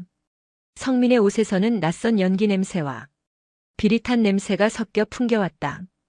그는 뚝배기를 방 한쪽에 내려놓았다. 김이 모락모락 나는 맑은 국물이었다. 하지만 그 냄새는 형님. 이 냄새는 도현의 눈이 커졌다. 그것은 산채나 버섯 따위의 냄새가 아니었다. 성민은 말없이 밖으로 나가 산에서 몰래 잡아온 꿩의 깃털이 담긴 자루를 정진의 방 앞에 두었다. 그리고는 눈밭에 엎드려 삼배를 올렸다. 자신이 살생을 저질렀음을, 계율을 어겼음을 만천하에 고백하는 행위였다. 그리고 그는 다시 무경의 방으로 돌아왔다. 무슨 짓인가? 도현이 그의 앞을 막아섰다. 형님, 설마 의원의 말을 스님께 부정한 것을 비켜라. 도현아. 성민의 목소리는 낮고 단호했다. 안 됩니다. 스님은 평생을 어떻게 스님을 더럽힐 수 있습니까? 이것은 스승을 2번 죽이는 짓입니다. 그래. 나는 스승을 2번 죽이는 놈이다. 성민은 도현을 밀치지 않았다. 그저 그를 정면으로 바라보았다. 15년 전 그의 눈에서 눈물이 흘렀다. 나는 스승의 명예라는 허울을 위해 스승의 가르침을 버렸다. 나는 의미를 위해 생명을 버렸지. 하지만 오늘은 아니다. 성민은 뚝배기를 집어들었다. 나는 오늘 스승의 생명을 위해 나의 모든 것을 버리겠다. 내가 지은 살생의 죄, 내가 어긴 계율, 그 모든 업보는 나 혼자 짊어지고 지옥에 가겠다. 형님, 스님께는 이 독을 드시게 할 것이다. 그리고 스님은 사셔야 한다. 그것은 15년 전의 오만과는 정반대의 결단이었다. 그때는 자신의 공을 위해 스승을 이용하려 했다면 지금은 스승의 생명을 위해 자신의 모든 죄를 짊어지려 하고 있었다. 성민은 헐떡이는 무경을 부축해 일으켰다. 스님, 저입니다. 성민입니다. 무경이 희미하게 눈을 떴다. 스님, 제가 스님께 독을 가져왔습니다. 제가 생명을 죽여 국을 끓였습니다. 부디 이것을 드시고 저를 파문하여 주십시오. 성민은 울면서 국물을 한 숟갈 떴다. 그리고 살아주십시오. 제발 살아만 주십시오. 무경은 촛불처럼 꺼져가던 눈으로 숟가락에 담긴 맑은 국물과 눈물로 범벅이 된 제자의 얼굴을 번갈아 보았다. 스승의 평생의 가르침과 제자의 지극한 생명 구걸이 그 숟가락 위에서 부딪혔다. 무경의 마른 입술이 아주 천천히. 그때였다. 지금 무슨 짓들이냐? 방문이 거칠게 열리며 정진이 꿩의 깃털이 든 자루를 바닥에 내동댕이치며 뛰어들어왔다. 그의 뒤에는 다른 스님들이 경악한 얼굴로 서 있었다. 성민, 내 이놈, 감히 스승을, 부처님의 도량을 피로 더럽히다니. 15년 전의 버릇을 아직도 고치지 못했구나. 독사는 역시 독사일 뿐이다. 정진은 달려들어 성민의 손에 들린 뚝배기를 쳐냈다. 쨍그랑. 뚝배기가 바닥에 떨어져 깨지고 뜨거운 국물이 방바닥을 적셨다. 당장 이자를 끌어내라. 이자는 반조함의 승려가 아니다. 파괴승이다. 성민은 깨진 뚝배기 조각 앞에서 망연자실한 채 무너져 내렸다. 그의 마지막 희망, 스승을 살릴 마지막 기회가 눈앞에서 사라졌다. 도현은 이 모든 광경을 얼어붙은 채 지켜볼 수밖에 없었다. 그리고 그들 중 누구도 보지 못했다. 정진이 뚝배기를 쳐내는 그 순간 쓰러져 있던 무경 노스님이 아주 희미하게 자신을 향해 날아오던 그 국물 한 방울을 입술로 받아 삼키는 것을 쨍그랑 마이너스. 성민이 15년의 참회와 스승을 살리겠다는 마지막 희망을 담아 끓인 뚝배기가 정진의 손에 박살났다. 뜨거운 국물은 사방으로 튀었고 꿩의 깃털은 방바닥에 나뒹굴었다. 그것은 단순한 그릇이 깨진 소리가 아니었다. 성민의 세상이 무너지는 소리였다. 이 파괴승이. 정진의 목소리는 분노로 떨렸다. 그는 15년 전 자신이 만월사에서 겪었던 수모와 그 이후 반조함에서 무경의 그늘 아래 억눌려왔던 모든 울분을 이 순간 터뜨리고 있었다.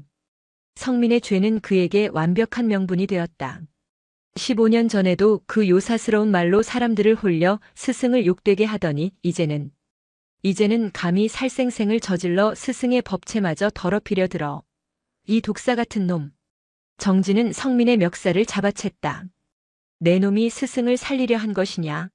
아니면 이 부정한 것을 스승의 입에 넣어 스승의 평생 공덕을 무너뜨리고 내 놈의 마지막 복수라도 하려 한 것이냐? 성민은 저항하지 않았다. 그는 넋이 나간 사람처럼 방바닥을 적신 맑은 국물과 그 옆에 쓰러져 얕은 숨을 몰아쉬는 무경을 번갈아 둘 뿐이었다. 그의 눈에는 절망만이 가득했다. 틀렸어. 내가 또 틀렸어. 나는 스승님을 구할 수 없어. 나는 그저 스승님을 욕보이는 독사일 뿐이야. 무엇들 하는가? 정진이 뒤따라온 스님들에게 소리쳤다. 이자를 당장 끌어내어 곳간에 가두어라. 날이 밝는 대로 대중의 뜻을 모아 이 암자에서 족탈할 것이다. 스님들은 망설였다. 스승이 눈앞에서 죽어가고 있었고 그 스승을 살리려던 제자가 끌려나가게 생겼다. 하지만 정진의 기세와 파괴라는 서슬 퍼런 이름 앞에서 누구도 감히 이의를 제기하지 못했다. 형님. 도연이 막아보려 했지만 건장한 스님 2명이 성민의 양팔을 붙들었다. 성민은 마치 영혼이 빠져나간 인형처럼 힘없이 끌려나갔다. 그가 끌려나가며 마지막으로 무경을 향해 뱉은 한마디는 스님, 죄송합니다. 죄송합니다. 그것은 계율을 어긴 것에 대한 사죄가 아니었다. 스승을 살려내지 못한 것에 대한 사죄였다. 쾅! 곳간의 낡은 문이 닫히고 빗장이 걸리는 소리가 척성봉의 칼바람 소리보다 더 시리게 들렸다. 정진은 숨을 거칠게 몰아쉬며 방 안으로 돌아왔다. 그는 승리자였다. 그는 15년 묵은 암자의 독을 제거했고 자신의 정의를 실현했다. 그는 깨진 뚝배기 조각을 경멸스럽게 바라보았다. 도현. 그가 명령했다. 이 부정한 것들을 당장 치우거라. 스님의 마지막 가시는 길을 더럽힐 수는 없지. 도현은 주먹을 쥔 손을 떨었다. 정진의 얼굴을 당장이라도 치고 싶었다. 하지만 그는 지금 스승의 곁을 지켜야 했다. 그는 묵묵히 깨진 뚝배기 조각을 쓸어 담았다. 꿩의 깃털도 함께였다. 스님들은 모두 물러갔다. 정진은 내가 스승님의 마지막을 지키겠다며 방 안상석에 가부좌를 틀고 앉아 눈을 감았다. 그것은 간병이 아니라 승리자의 감시였다. 방 안에는 다시 죽음의 정적이 찾아왔다. 무경의 숨소리는 이제 들릴 듯 말 듯 얕아져 금방이라도 끊어질 것 같았다. 도연은 스승의 곁에 엎드려 울음을 삼켰다. 스님, 이대로 가십니까? 정녕 이것이 스님의 뜻입니까? 저토록 무자비한 자의 손에 모든 것을 맡기고 가시는 겁니까? 그는 원망스러웠다. 성민의 방식은 틀렸을지 모른다. 하지만 저토록 차가운 정진의 방식이 옳은 것인가? 그때였다. 흑. 아주 미세한 소리. 도연은 고개를 번쩍 들었다. 쓰러져 있던 무경의 몸이 아주 약하게 경련을 일으키고 있었다. 스님. 도연이 스승의 몸을 흔들었다. 상석에 앉아있던 정진이 천천히 눈을 떴다. 열반에 드시는 게다. 육신을 버리는 과정이니 소란 피우지 말거라. 그것은 임종을 지켜보는 자의 태도가 아니었다. 도연은 분노했다. 아닙니다. 스님. 스님. 무경의 눈꺼풀이 파르르 떨렸다. 그리고 천천히, 아주 천천히 떴다. 촛불처럼 꺼져가던 눈이 아니었다.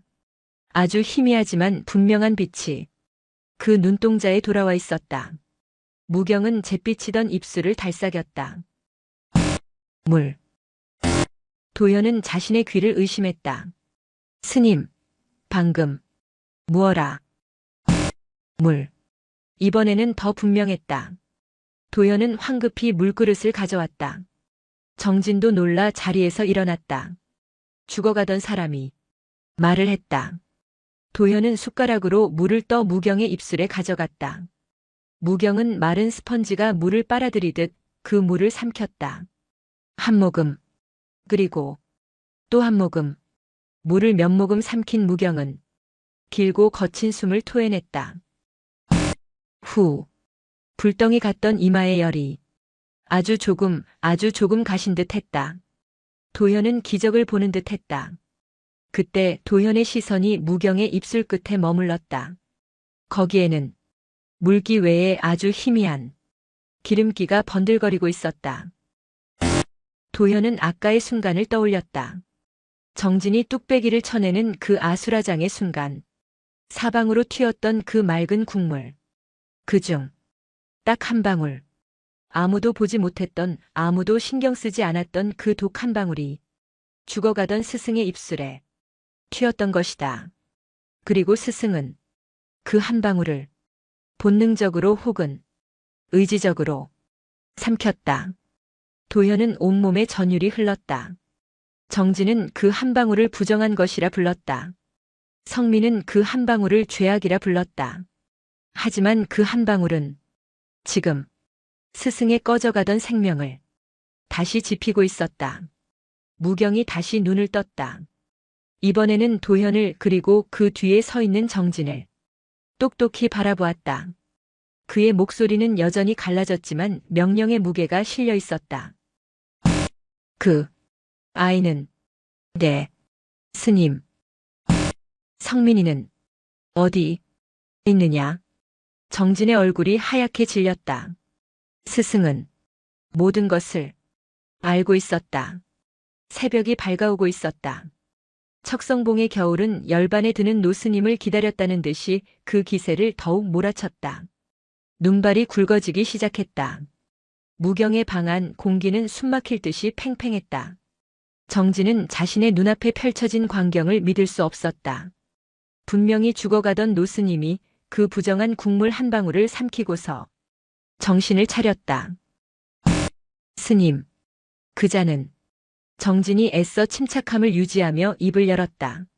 살생의 중죄를 짓고 스님의 법체를 더럽히려 한 파괴승입니다. 암자의 규율에 따라 제가 곳간에 춥겠구나.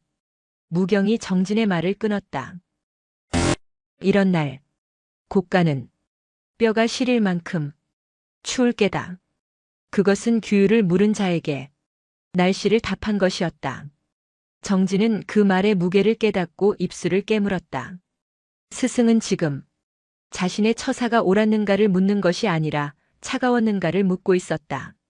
스님, 허나 규율은 내가 만월사에 있을 때도 그리 추웠느냐? 정진의 얼굴에서 핏기가 완전히 가셨다. 15년 전 성민이 떠나고 3년 전 정진이 돌아왔을 때 그는 재물 문제로 쫓겨났었다. 하지만 아무도 몰랐다. 그가 쫓겨나기 직전 자신의 실수를 덮기 위해 다른 행자승에게 죄를 뒤집어 씌우고 그 행자승이 한겨울에 빈손으로 쫓겨났다는 사실을. 그것은 정진에 보이지 않는 뒤통수이자 그가 그토록 규율에 집착하게 만든 트라우마의 근원이었다. 그는 자신이 당할까봐 혹은 자신의 죄가 드러날까봐 누구보다 엄격한 규율의 칼을 휘둘러왔던 것이다. 무경은 모든 것을 알고 있었다. 정진은 아무 말도 하지 못했다. 그는 자신의 스승이 자신을 받아주었던 그 늙은 스승이 이 모든 것을 꿰뚫어 보고 있었음을 깨달았다. 무경은 시선을 도현에게로 돌렸다. 그는 더 이상 말할 기력이 없는 듯 했다. 그저 도현을 바라볼 뿐이었다. 그 눈빛은 13년간 자신을 속박했던 그 눈빛이 아니었다. 제발 떠나지 말라고 애원하던 그 눈빛도 아니었다. 그것은 명령이었다. 하지만 그 명령은 소리가 없었다. 그저 도현을 바라보고 창밖에 꽁꽁 얼어붙은 곳간을 한번 바라보고 그리고 방바닥에 나뒹구는 꿩의 깃털을 한번 바라볼 뿐이었다. 도현은 그 보이지 않는 명을 읽었다. 나는 계율을 어긴 자성민을 살리기 위해 또 다른 계율 살생을 받아들였다. 나는 법을 어겼다. 허나 너는 그 법을 어긴 자성민과 그 법을 받아들인 자무경을 모두 구해야 한다. 너의 스승은 파괴승이다. 너의 형님도 파괴승이다. 이제 너의 선택만이 남았다. 도현은 자리에서 일어났다. 그의 가슴이 뜨겁게 타오르기 시작했다. 도현아. 정진이 그를 불렀다. 그의 목소리는 아까와 달리 흔들리고 있었다. 스승의 일갈에 그의 확신이 무너져 내리고 있었다. 너, 어딜? 도현은 정진을 돌아보았다. 스님. 도현이 불렀다. 스님은 해우소에 가보셨습니까? 무슨 뚱딴지 같은 소리냐? 저는 그곳에서 한 달을 닦았습니다. 지독한 냄새 속에서 제 오만을 닦았습니다. 도현은 성큼성큼 정진에게로 다가갔다. 형님은 그곳보다 더한 장작 창고에서 짐승처럼 살며 15년의 죄를 닦았습니다. 도현은 정진의 눈을 똑바로 바라보았다. 스님은 그 보이지 않는 뒤통수의 죄를 어디서 닦으셨습니까? 네 이놈. 스님은 닦지 않았습니다. 그저 더 엄격한 규율의 칼을 휘두르며 그 상처를 가리고 계셨을 뿐입니다. 그 상처가 골마 터질까 두려워 남의 상처만 후벼 파고 계셨습니다. 닥쳐라. 정진이 손을 들어 도현의 뺨을 내리치려 했다. 그 순간 도현이 그 손을 쳐냈다. 탁. 살이 부딪히는 날카로운 소리가 방 안을 울렸다. 도현이 스승뻘인 정진의 손을 쳐낸 것이다. 그것은 명백한 하극상이었다. 정진은 자신의 손목을 붙잡고 경악했다. 도현은 더 이상 13년간 스승의 그늘에 갇혀있던 어린 제자가 아니었다. 제 뒤통수의 상처는 스승님 무경께서 닦아주셨습니다. 도현이 나직하게 말했다. 형님의 15년 묵은 상처는 죽은 나무에 도단한 새순이 닦아주었습니다. 도현은 문을 열어 젖혔다. 눈보라가 방 안으로 휘몰아쳤다. 이제 스님의 상처를 닦을 차례입니다. 하지만 그 전에 도현은 눈보라 속으로 걸어나갔다. 저는 제 형님을 구해야겠습니다. 설령 저 또한 파괴승이 된다 하더라도 그는 더 이상 망설이지 않았다. 자신의 머리를 깎으려다 피를 흘렸던 청년은 이제 자신의 모든 것을 버려 스승과 형님을 구하기 위해 스스로 두 번째 파괴승이 되기를 선택했다. 그는 눈보라가 휘몰아치는 마당을 가로질러 꽁꽁 얼어붙은 곳간을 향해 달려갔다. 반조함의 마당은 하룻밤 사이에 세상을 격리시킨 듯한 눈의 성벽에 갇혀 있었다. 도현은 허리까지 차오르는 눈을 헤치며 곳간으로 향했다. 그의 뒤로 망연자실해 있던 정진과 걱정스러운 얼굴의 스님 몇몇이 뒤따라 나왔다. 도현아, 멈추거라. 그것은 주지 스님의 뜻이 아닐 게다. 정진이 뒤에서 소리쳤다. 그의 목소리는 눈보라 속에서 힘을 잃고 흩어졌다. 도현은 멈추지 않았다. 아니, 이것이 스님의 뜻이다. 말로 하지 않으신 스승의 마지막 명이다. 곳간 앞은 이미 눈에 파묻혀 문이 보이지 않을 정도였다. 빗장은 꽁꽁 얼어붙어 있었다. 형님, 정신 차리십시오. 도현입니다. 도현이 얼어붙은 문을 주먹으로 내리쳤다. 안에서는 아무런 대답도 들려오지 않았다. 공포가 밀려왔다.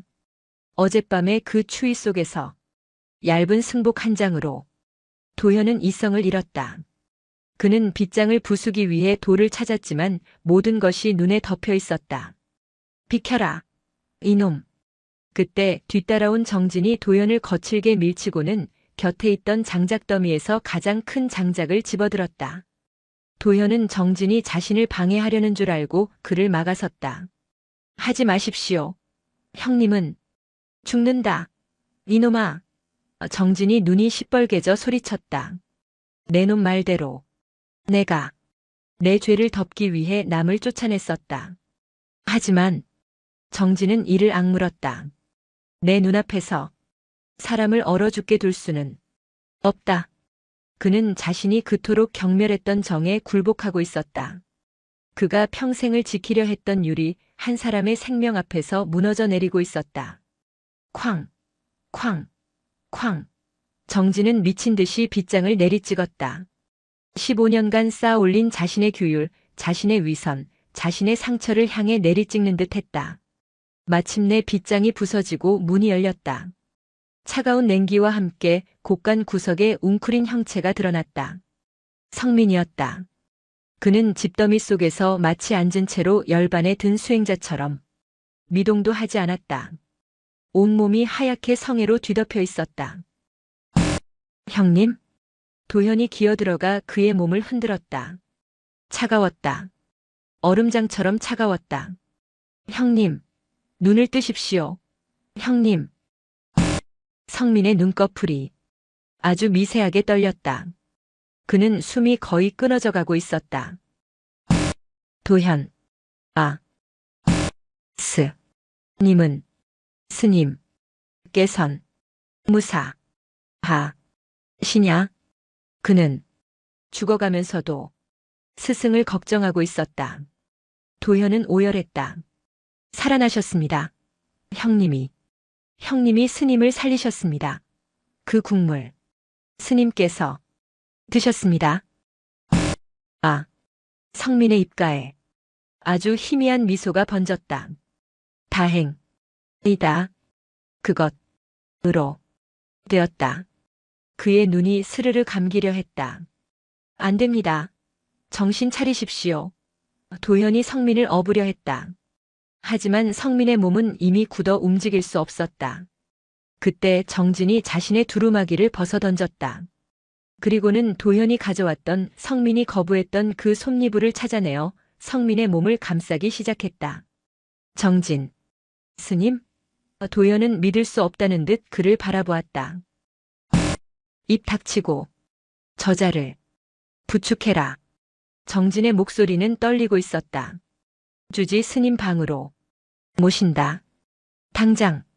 두 사람 아니 세 사람 뒤따라온 스님 하나가 거들었다은 얼어붙은 성민을 들쳐 업고 눈보라를 뚫었다.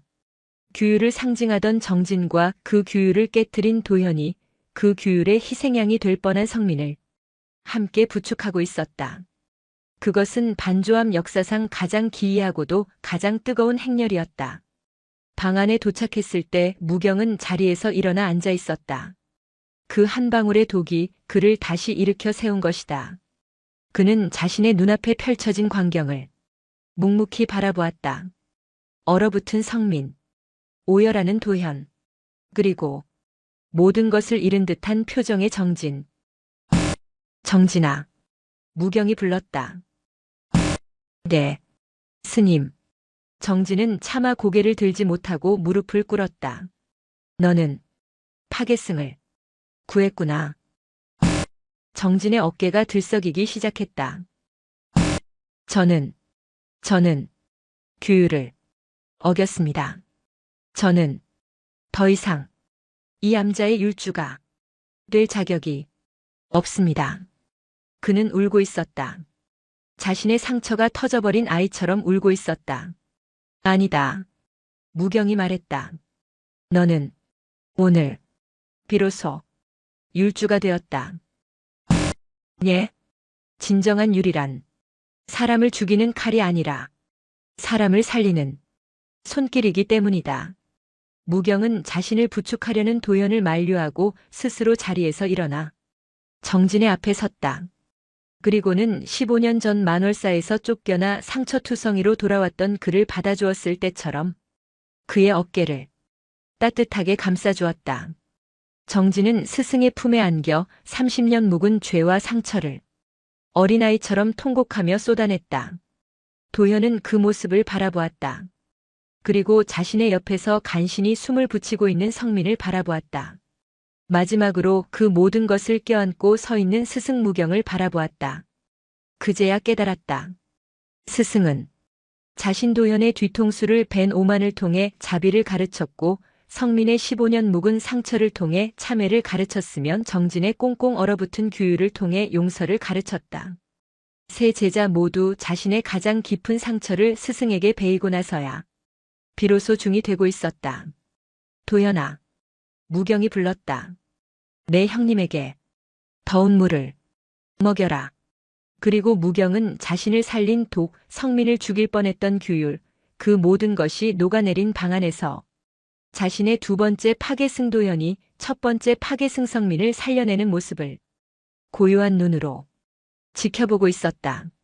척성봉의 지독한 밤이 물러가고 핏기 없는 새벽빛이 반조함의 창호지를 뚫고 들어왔다. 무경의 방은 전쟁터와도 같았다. 깨진 뚝배기 조각, 방바닥을 적신 맑은 국물, 그리고 그 모든 것의 원인이 된 두 명의 제자. 성민은 무경의 아랫목, 가장 따뜻한 자리에 눕혀졌다. 그는 여전히 의식이 없었다. 몸은 솜니불에 감싸여 있었지만 꽁꽁 얼어붙었던 육신은 이제 불덩이처럼 열이 끓기 시작했다.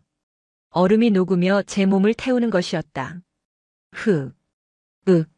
성민은 끔찍한 악몽에 시달리는 듯 15년간 감옥에서 겪었을 고통을 토해내듯 신음했다. 도현은 밤새 물수건을 갈아가며 그의 이마를 닦았다. 스승을 살린 독이 이제는 형님을 죽일 독이 되어 그를 태우고 있었다. 그리고 그 방의 문가에는 정진이 망부석처럼 서 있었다.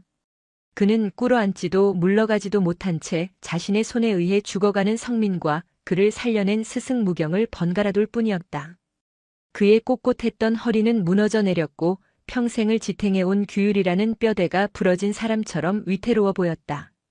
그가 평생을 경멸했던 죄인이 그가 평생을 존경했던 스승을 살렸다. 그가 평생을 지키려 했던 계율이 스승을 죽음으로 몰아넣을 뻔했다. 이 끔찍한 역설 앞에서 그의 세계는 완전히 해체되었다.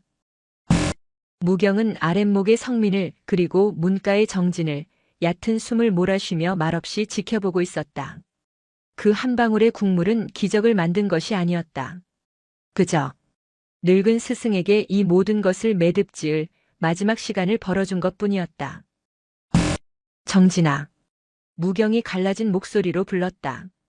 정진이 화들짝 놀라 짐승처럼 엎드렸다. 예, 스님. 저 아이가 이대로 죽겠다.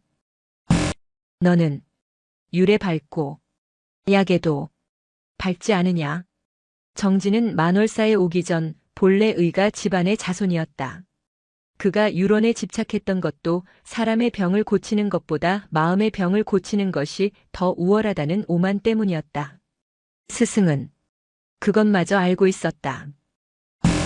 저는 저자를 죽이려 했습니다. 제가 어찌 그러니 내가 살려야 한다. 무경의 목소리에 힘이 실렸다. 그것이 내가 짊어진 업이다. 정진은 고개를 들지 못했다. 한참을 엎드려 있던 그는 짐승처럼 울부짖는 성민의 신음소리를 듣다가 마치 결심한 듯 벌떡 일어섰다. 그는 도현을 밀치고 성민의 맥을 짚었다. 날카롭던 그의 눈빛은 사라지고 15년 만에 처음으로 의원의 눈빛이 돌아와 있었다. 열이 너무 높아. 폐부가 얼음 기운에 상했어. 이대로 두면 해가 뜨기 전에 숨이 끊어질 게다. 정진은 방을 뛰쳐나갔다. 그리고는 자신의 처소 가장 깊숙한 곳에 숨겨두었던 약상자를 들고 왔다. 그가 만월사에서 쫓겨날 때 유일하게 챙겨나왔던 그의 과거이자 마지막 자존심이었다. 그는 약재를 꺼내 부엌에서 정성껏 탕약을 다리기 시작했다. 그것은 부정한 고기 국물이 아니었다. 하지만 그것은 성민을 살리기 위한 정진의 속세의 법이었다. 도현. 그가 탕약을 들고 돌아와 명령했다. 저자의 입을 벌려라. 도현은 그 단호함에 눌려 성민의 턱을 잡고 입을 벌렸다. 정진은 뜨거운 탕약을 숟가락으로 떠 성민의 입에 한 숟갈 한 숟갈 흘려 넣었다. 그것은 기이한 풍경이었다. 자신의 규율로 한 사람을 죽이려 했던 자가 이제는 자신의 과거로 그 사람을 살리려 하고 있었다. 탕약이 반쯤 들어갔을 때 성민의 거친 숨소리가 조금씩 잦아들기 시작했다. 불덩이 같던 몸의 열기도 서서히 가라앉았다. 정진은 땀으로 흠뻑 젖은 채 바닥에 주저앉았다. 그는 살려낸 것이다. 자신이 그토록 경멸했던 스승을 살린 파괴승을, 그 자신이 파괴에 가까운 행위 속세의 의술을 통해 다시 살려낸 것이다. 무경은 그 광경을 바라보며 아주 희미하게 웃었다. 그리고는 깊은 잠에 빠져들었다. 반주함에 수십 년 만에 가장 평화로운 잠이었다. 그렇게 지독했던 겨울이 가고 있었다. 척성봉의 눈이 녹기 시작하자 기적처럼 살아난 것은 세 사람이었다. 성민은 한 달 만에 겨우 자리를 털고 일어났다. 그는 모든 것을 잃었지만 모든 것을 얻은 사람처럼 평온해 보였다. 그는 더 이상 죄인이 아니었다. 그는 죽었다가 살아난 자였다. 무경은 기력을 되찾았지만 그 밤을 기점으로 폭삭 늙어버렸다. 그는 더 이상 제자들의 머리를 깎아줄 기력이 남아있지 않았다. 그리고 정진. 그는 변했다. 서슬 펄어턴 율주의 모습은 사라지고 말없이 탕약을 다리거나 아픈 스님들을 돌보는 의원의 모습으로 돌아가 있었다. 봄이 완연한 어느 날 죽은 소나무에 돋아났던 그 새순이 이제는 제법 푸른 잎을 틔우고 있었다. 무경은 자신의 방으로 새 제자를 불렀다.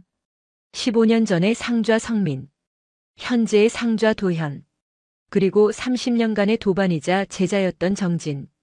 방 안에는 어색하지만 더 이상 증오나 원망은 없는 고요한 공기가 흘렀다. 무경은 먼저 정진을 바라보았다. 정진아, 예 스님, 너는 만월사에서 무슨 죄를 지었느냐? 정진은 더 이상 피하지 않았다. 그는 두 제자 앞에서 자신의 보이지 않는 뒤통수를 스스로 열어보였다. 재물에 욕심을 냈습니다. 스승님 무경을 다시 만월사로 모신다는 명분으로 시주 돈에 손을 댔습니다. 그것은 성민과 똑같은 죄였다. 그리고 그것이 발각될까 두려워 어린 행자에게 죄를 뒤집어 씌우고 그 아이를 한겨울에 내쫓았습니다. 저는 성민이보다 더한 놈입니다. 정진은 엎드려 흐느꼈다. 무경은 묵묵히 듣고 있었다. 그리고 성민을 바라보았다. 성민아, 예 스님, 너는 너의 죄가 무엇이라 생각하느냐? 스승님을 위한다는 교만이었습니다. 아니다. 무경이 고개를 저었다. 너의 죄는 그리움이었다. 예? 너는 나를 스승이 아닌 아버지로 그렸더구나. 잃어버린 아버지를 향한 그리움이 만월사라는 잘못된 집착을 만든 게야. 무경은 마지막으로 도현을 바라보았다. 도현아, 예 스님, 너는 너의 죄가 무엇이라 생각하느냐? 스승님을 원망한 오만이었습니다. 아니다. 무경이 웃었다. 너의 죄는 두려움이었다. 너는 성민처럼 될까봐, 실패할까봐 두려웠던 게다.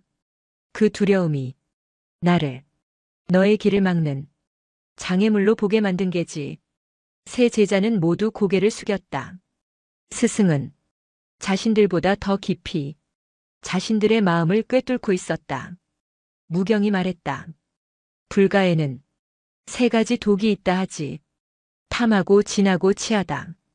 탐진치 이 세 가지가 모든 고통의 근원이라 했다. 그는 세 제자를 천천히 둘러보았다. 성민아, 너는 탐욕이었다. 아버지를, 명예를, 만월사를 탐했다. 정진아, 너는 진해였다.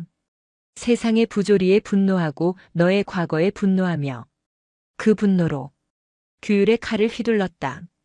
도현아, 너는 우치였다. 어리석어. 스승의 마음을 헤아리지 못하고 내 마음의 두려움조차 알지 못했다. 그리고 무경은 자신을 가리켰다. 나는 너희 셋보다 더한 놈이었다. 스님, 나는 집착이었다. 성민이를 잃은 아픔에 집착하여 도현이를 묶어두었고 만월사에서 쫓겨난 상처에 집착하여 정진이의 아픔을 알면서도 방관했다. 스승은 자신의 죄를 고백하고 있었다. 우리 넷은 모두 독을 품고 살았던 게다.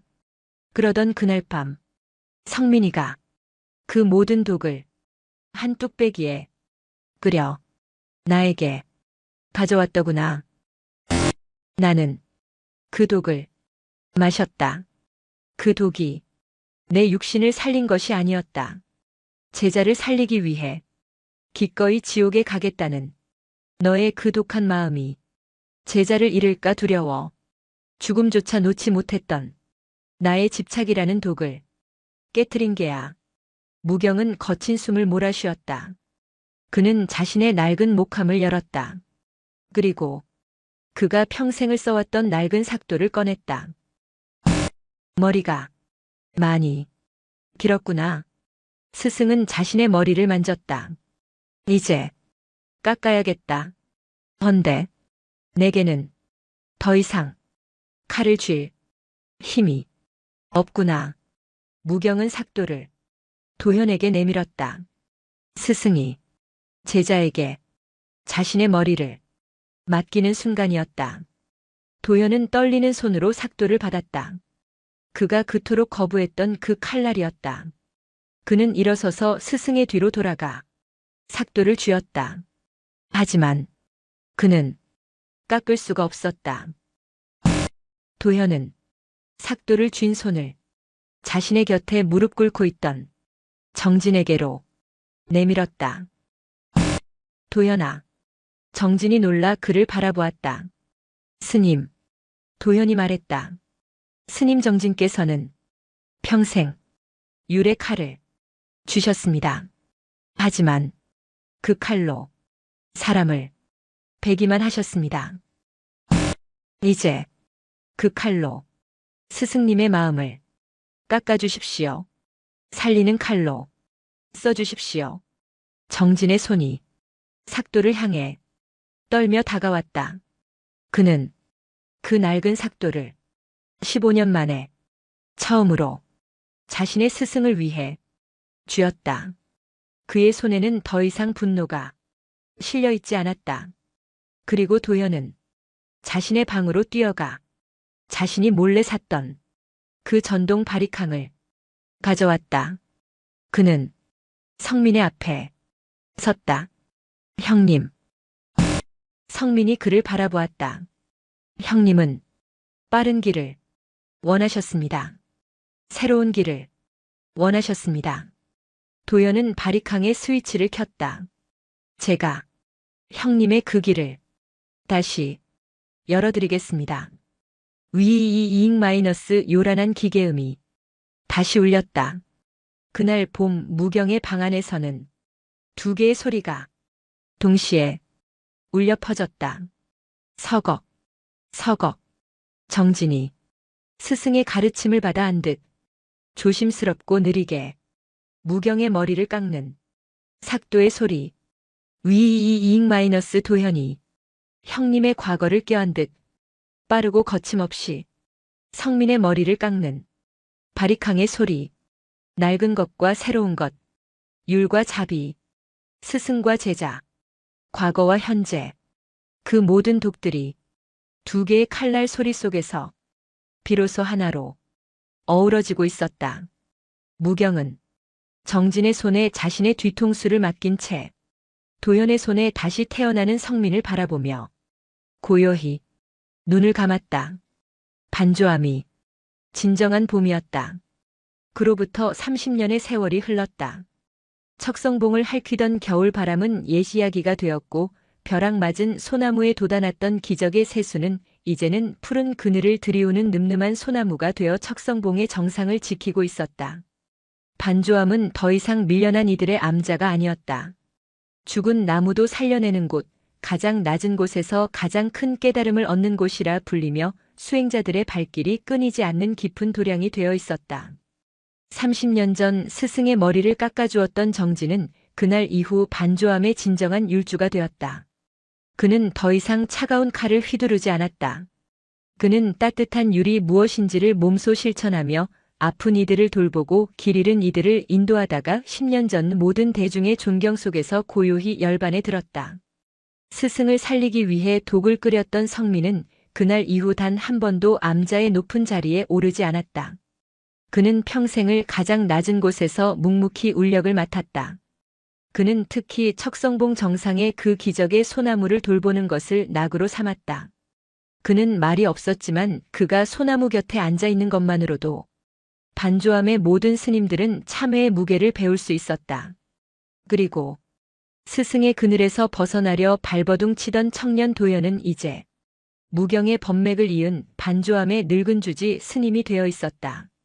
그의 뒤통수에는 30년의 세월에도 지워지지 않은 스스로를 베었던 그날의 하얀 흉터가 그가 걸어온 길처럼 선명하게 남아 있었다. 어느 늦은 봄날 도연은 자신의 처소에서 7살배기 어린 동자승의 머리를 깎아주고 있었다. 그의 손에는 스승 무경이 물려주었던 그 낡은 삭도가 들려 있었다. 서걱, 서걱.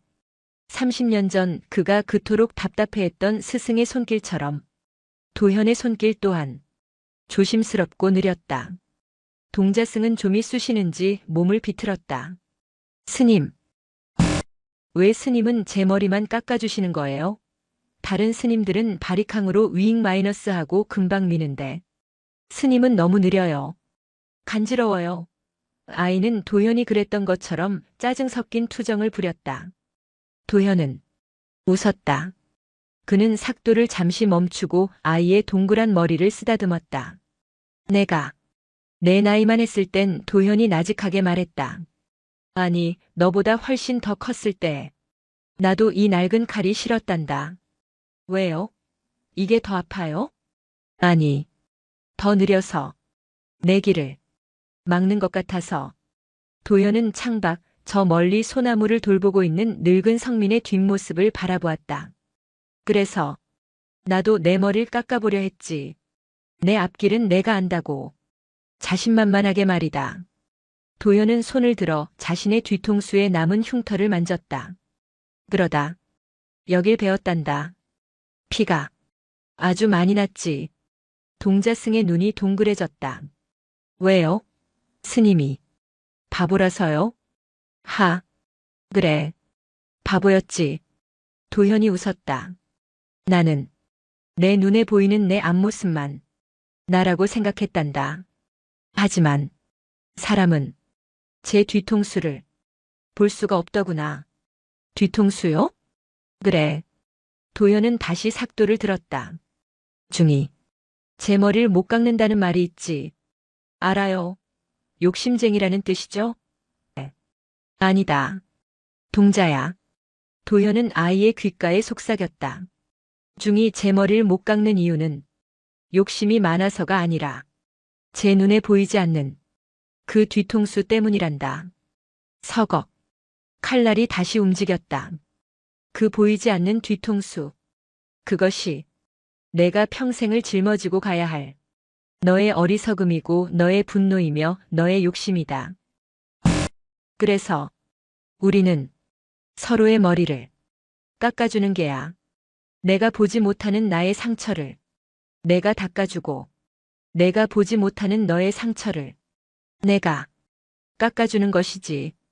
도현의 삭도가 동자승의 뒤통수를 부드럽게 감싸 안았다.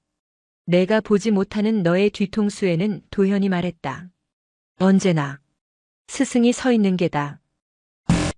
혹은 너를 살리기 위해 기꺼이 독을 끓여줄 너의 형님이 서 있는 것이고 너를 살리기 위해 기꺼이 자신을 깨트릴 너의 도반이 서 있는 게지.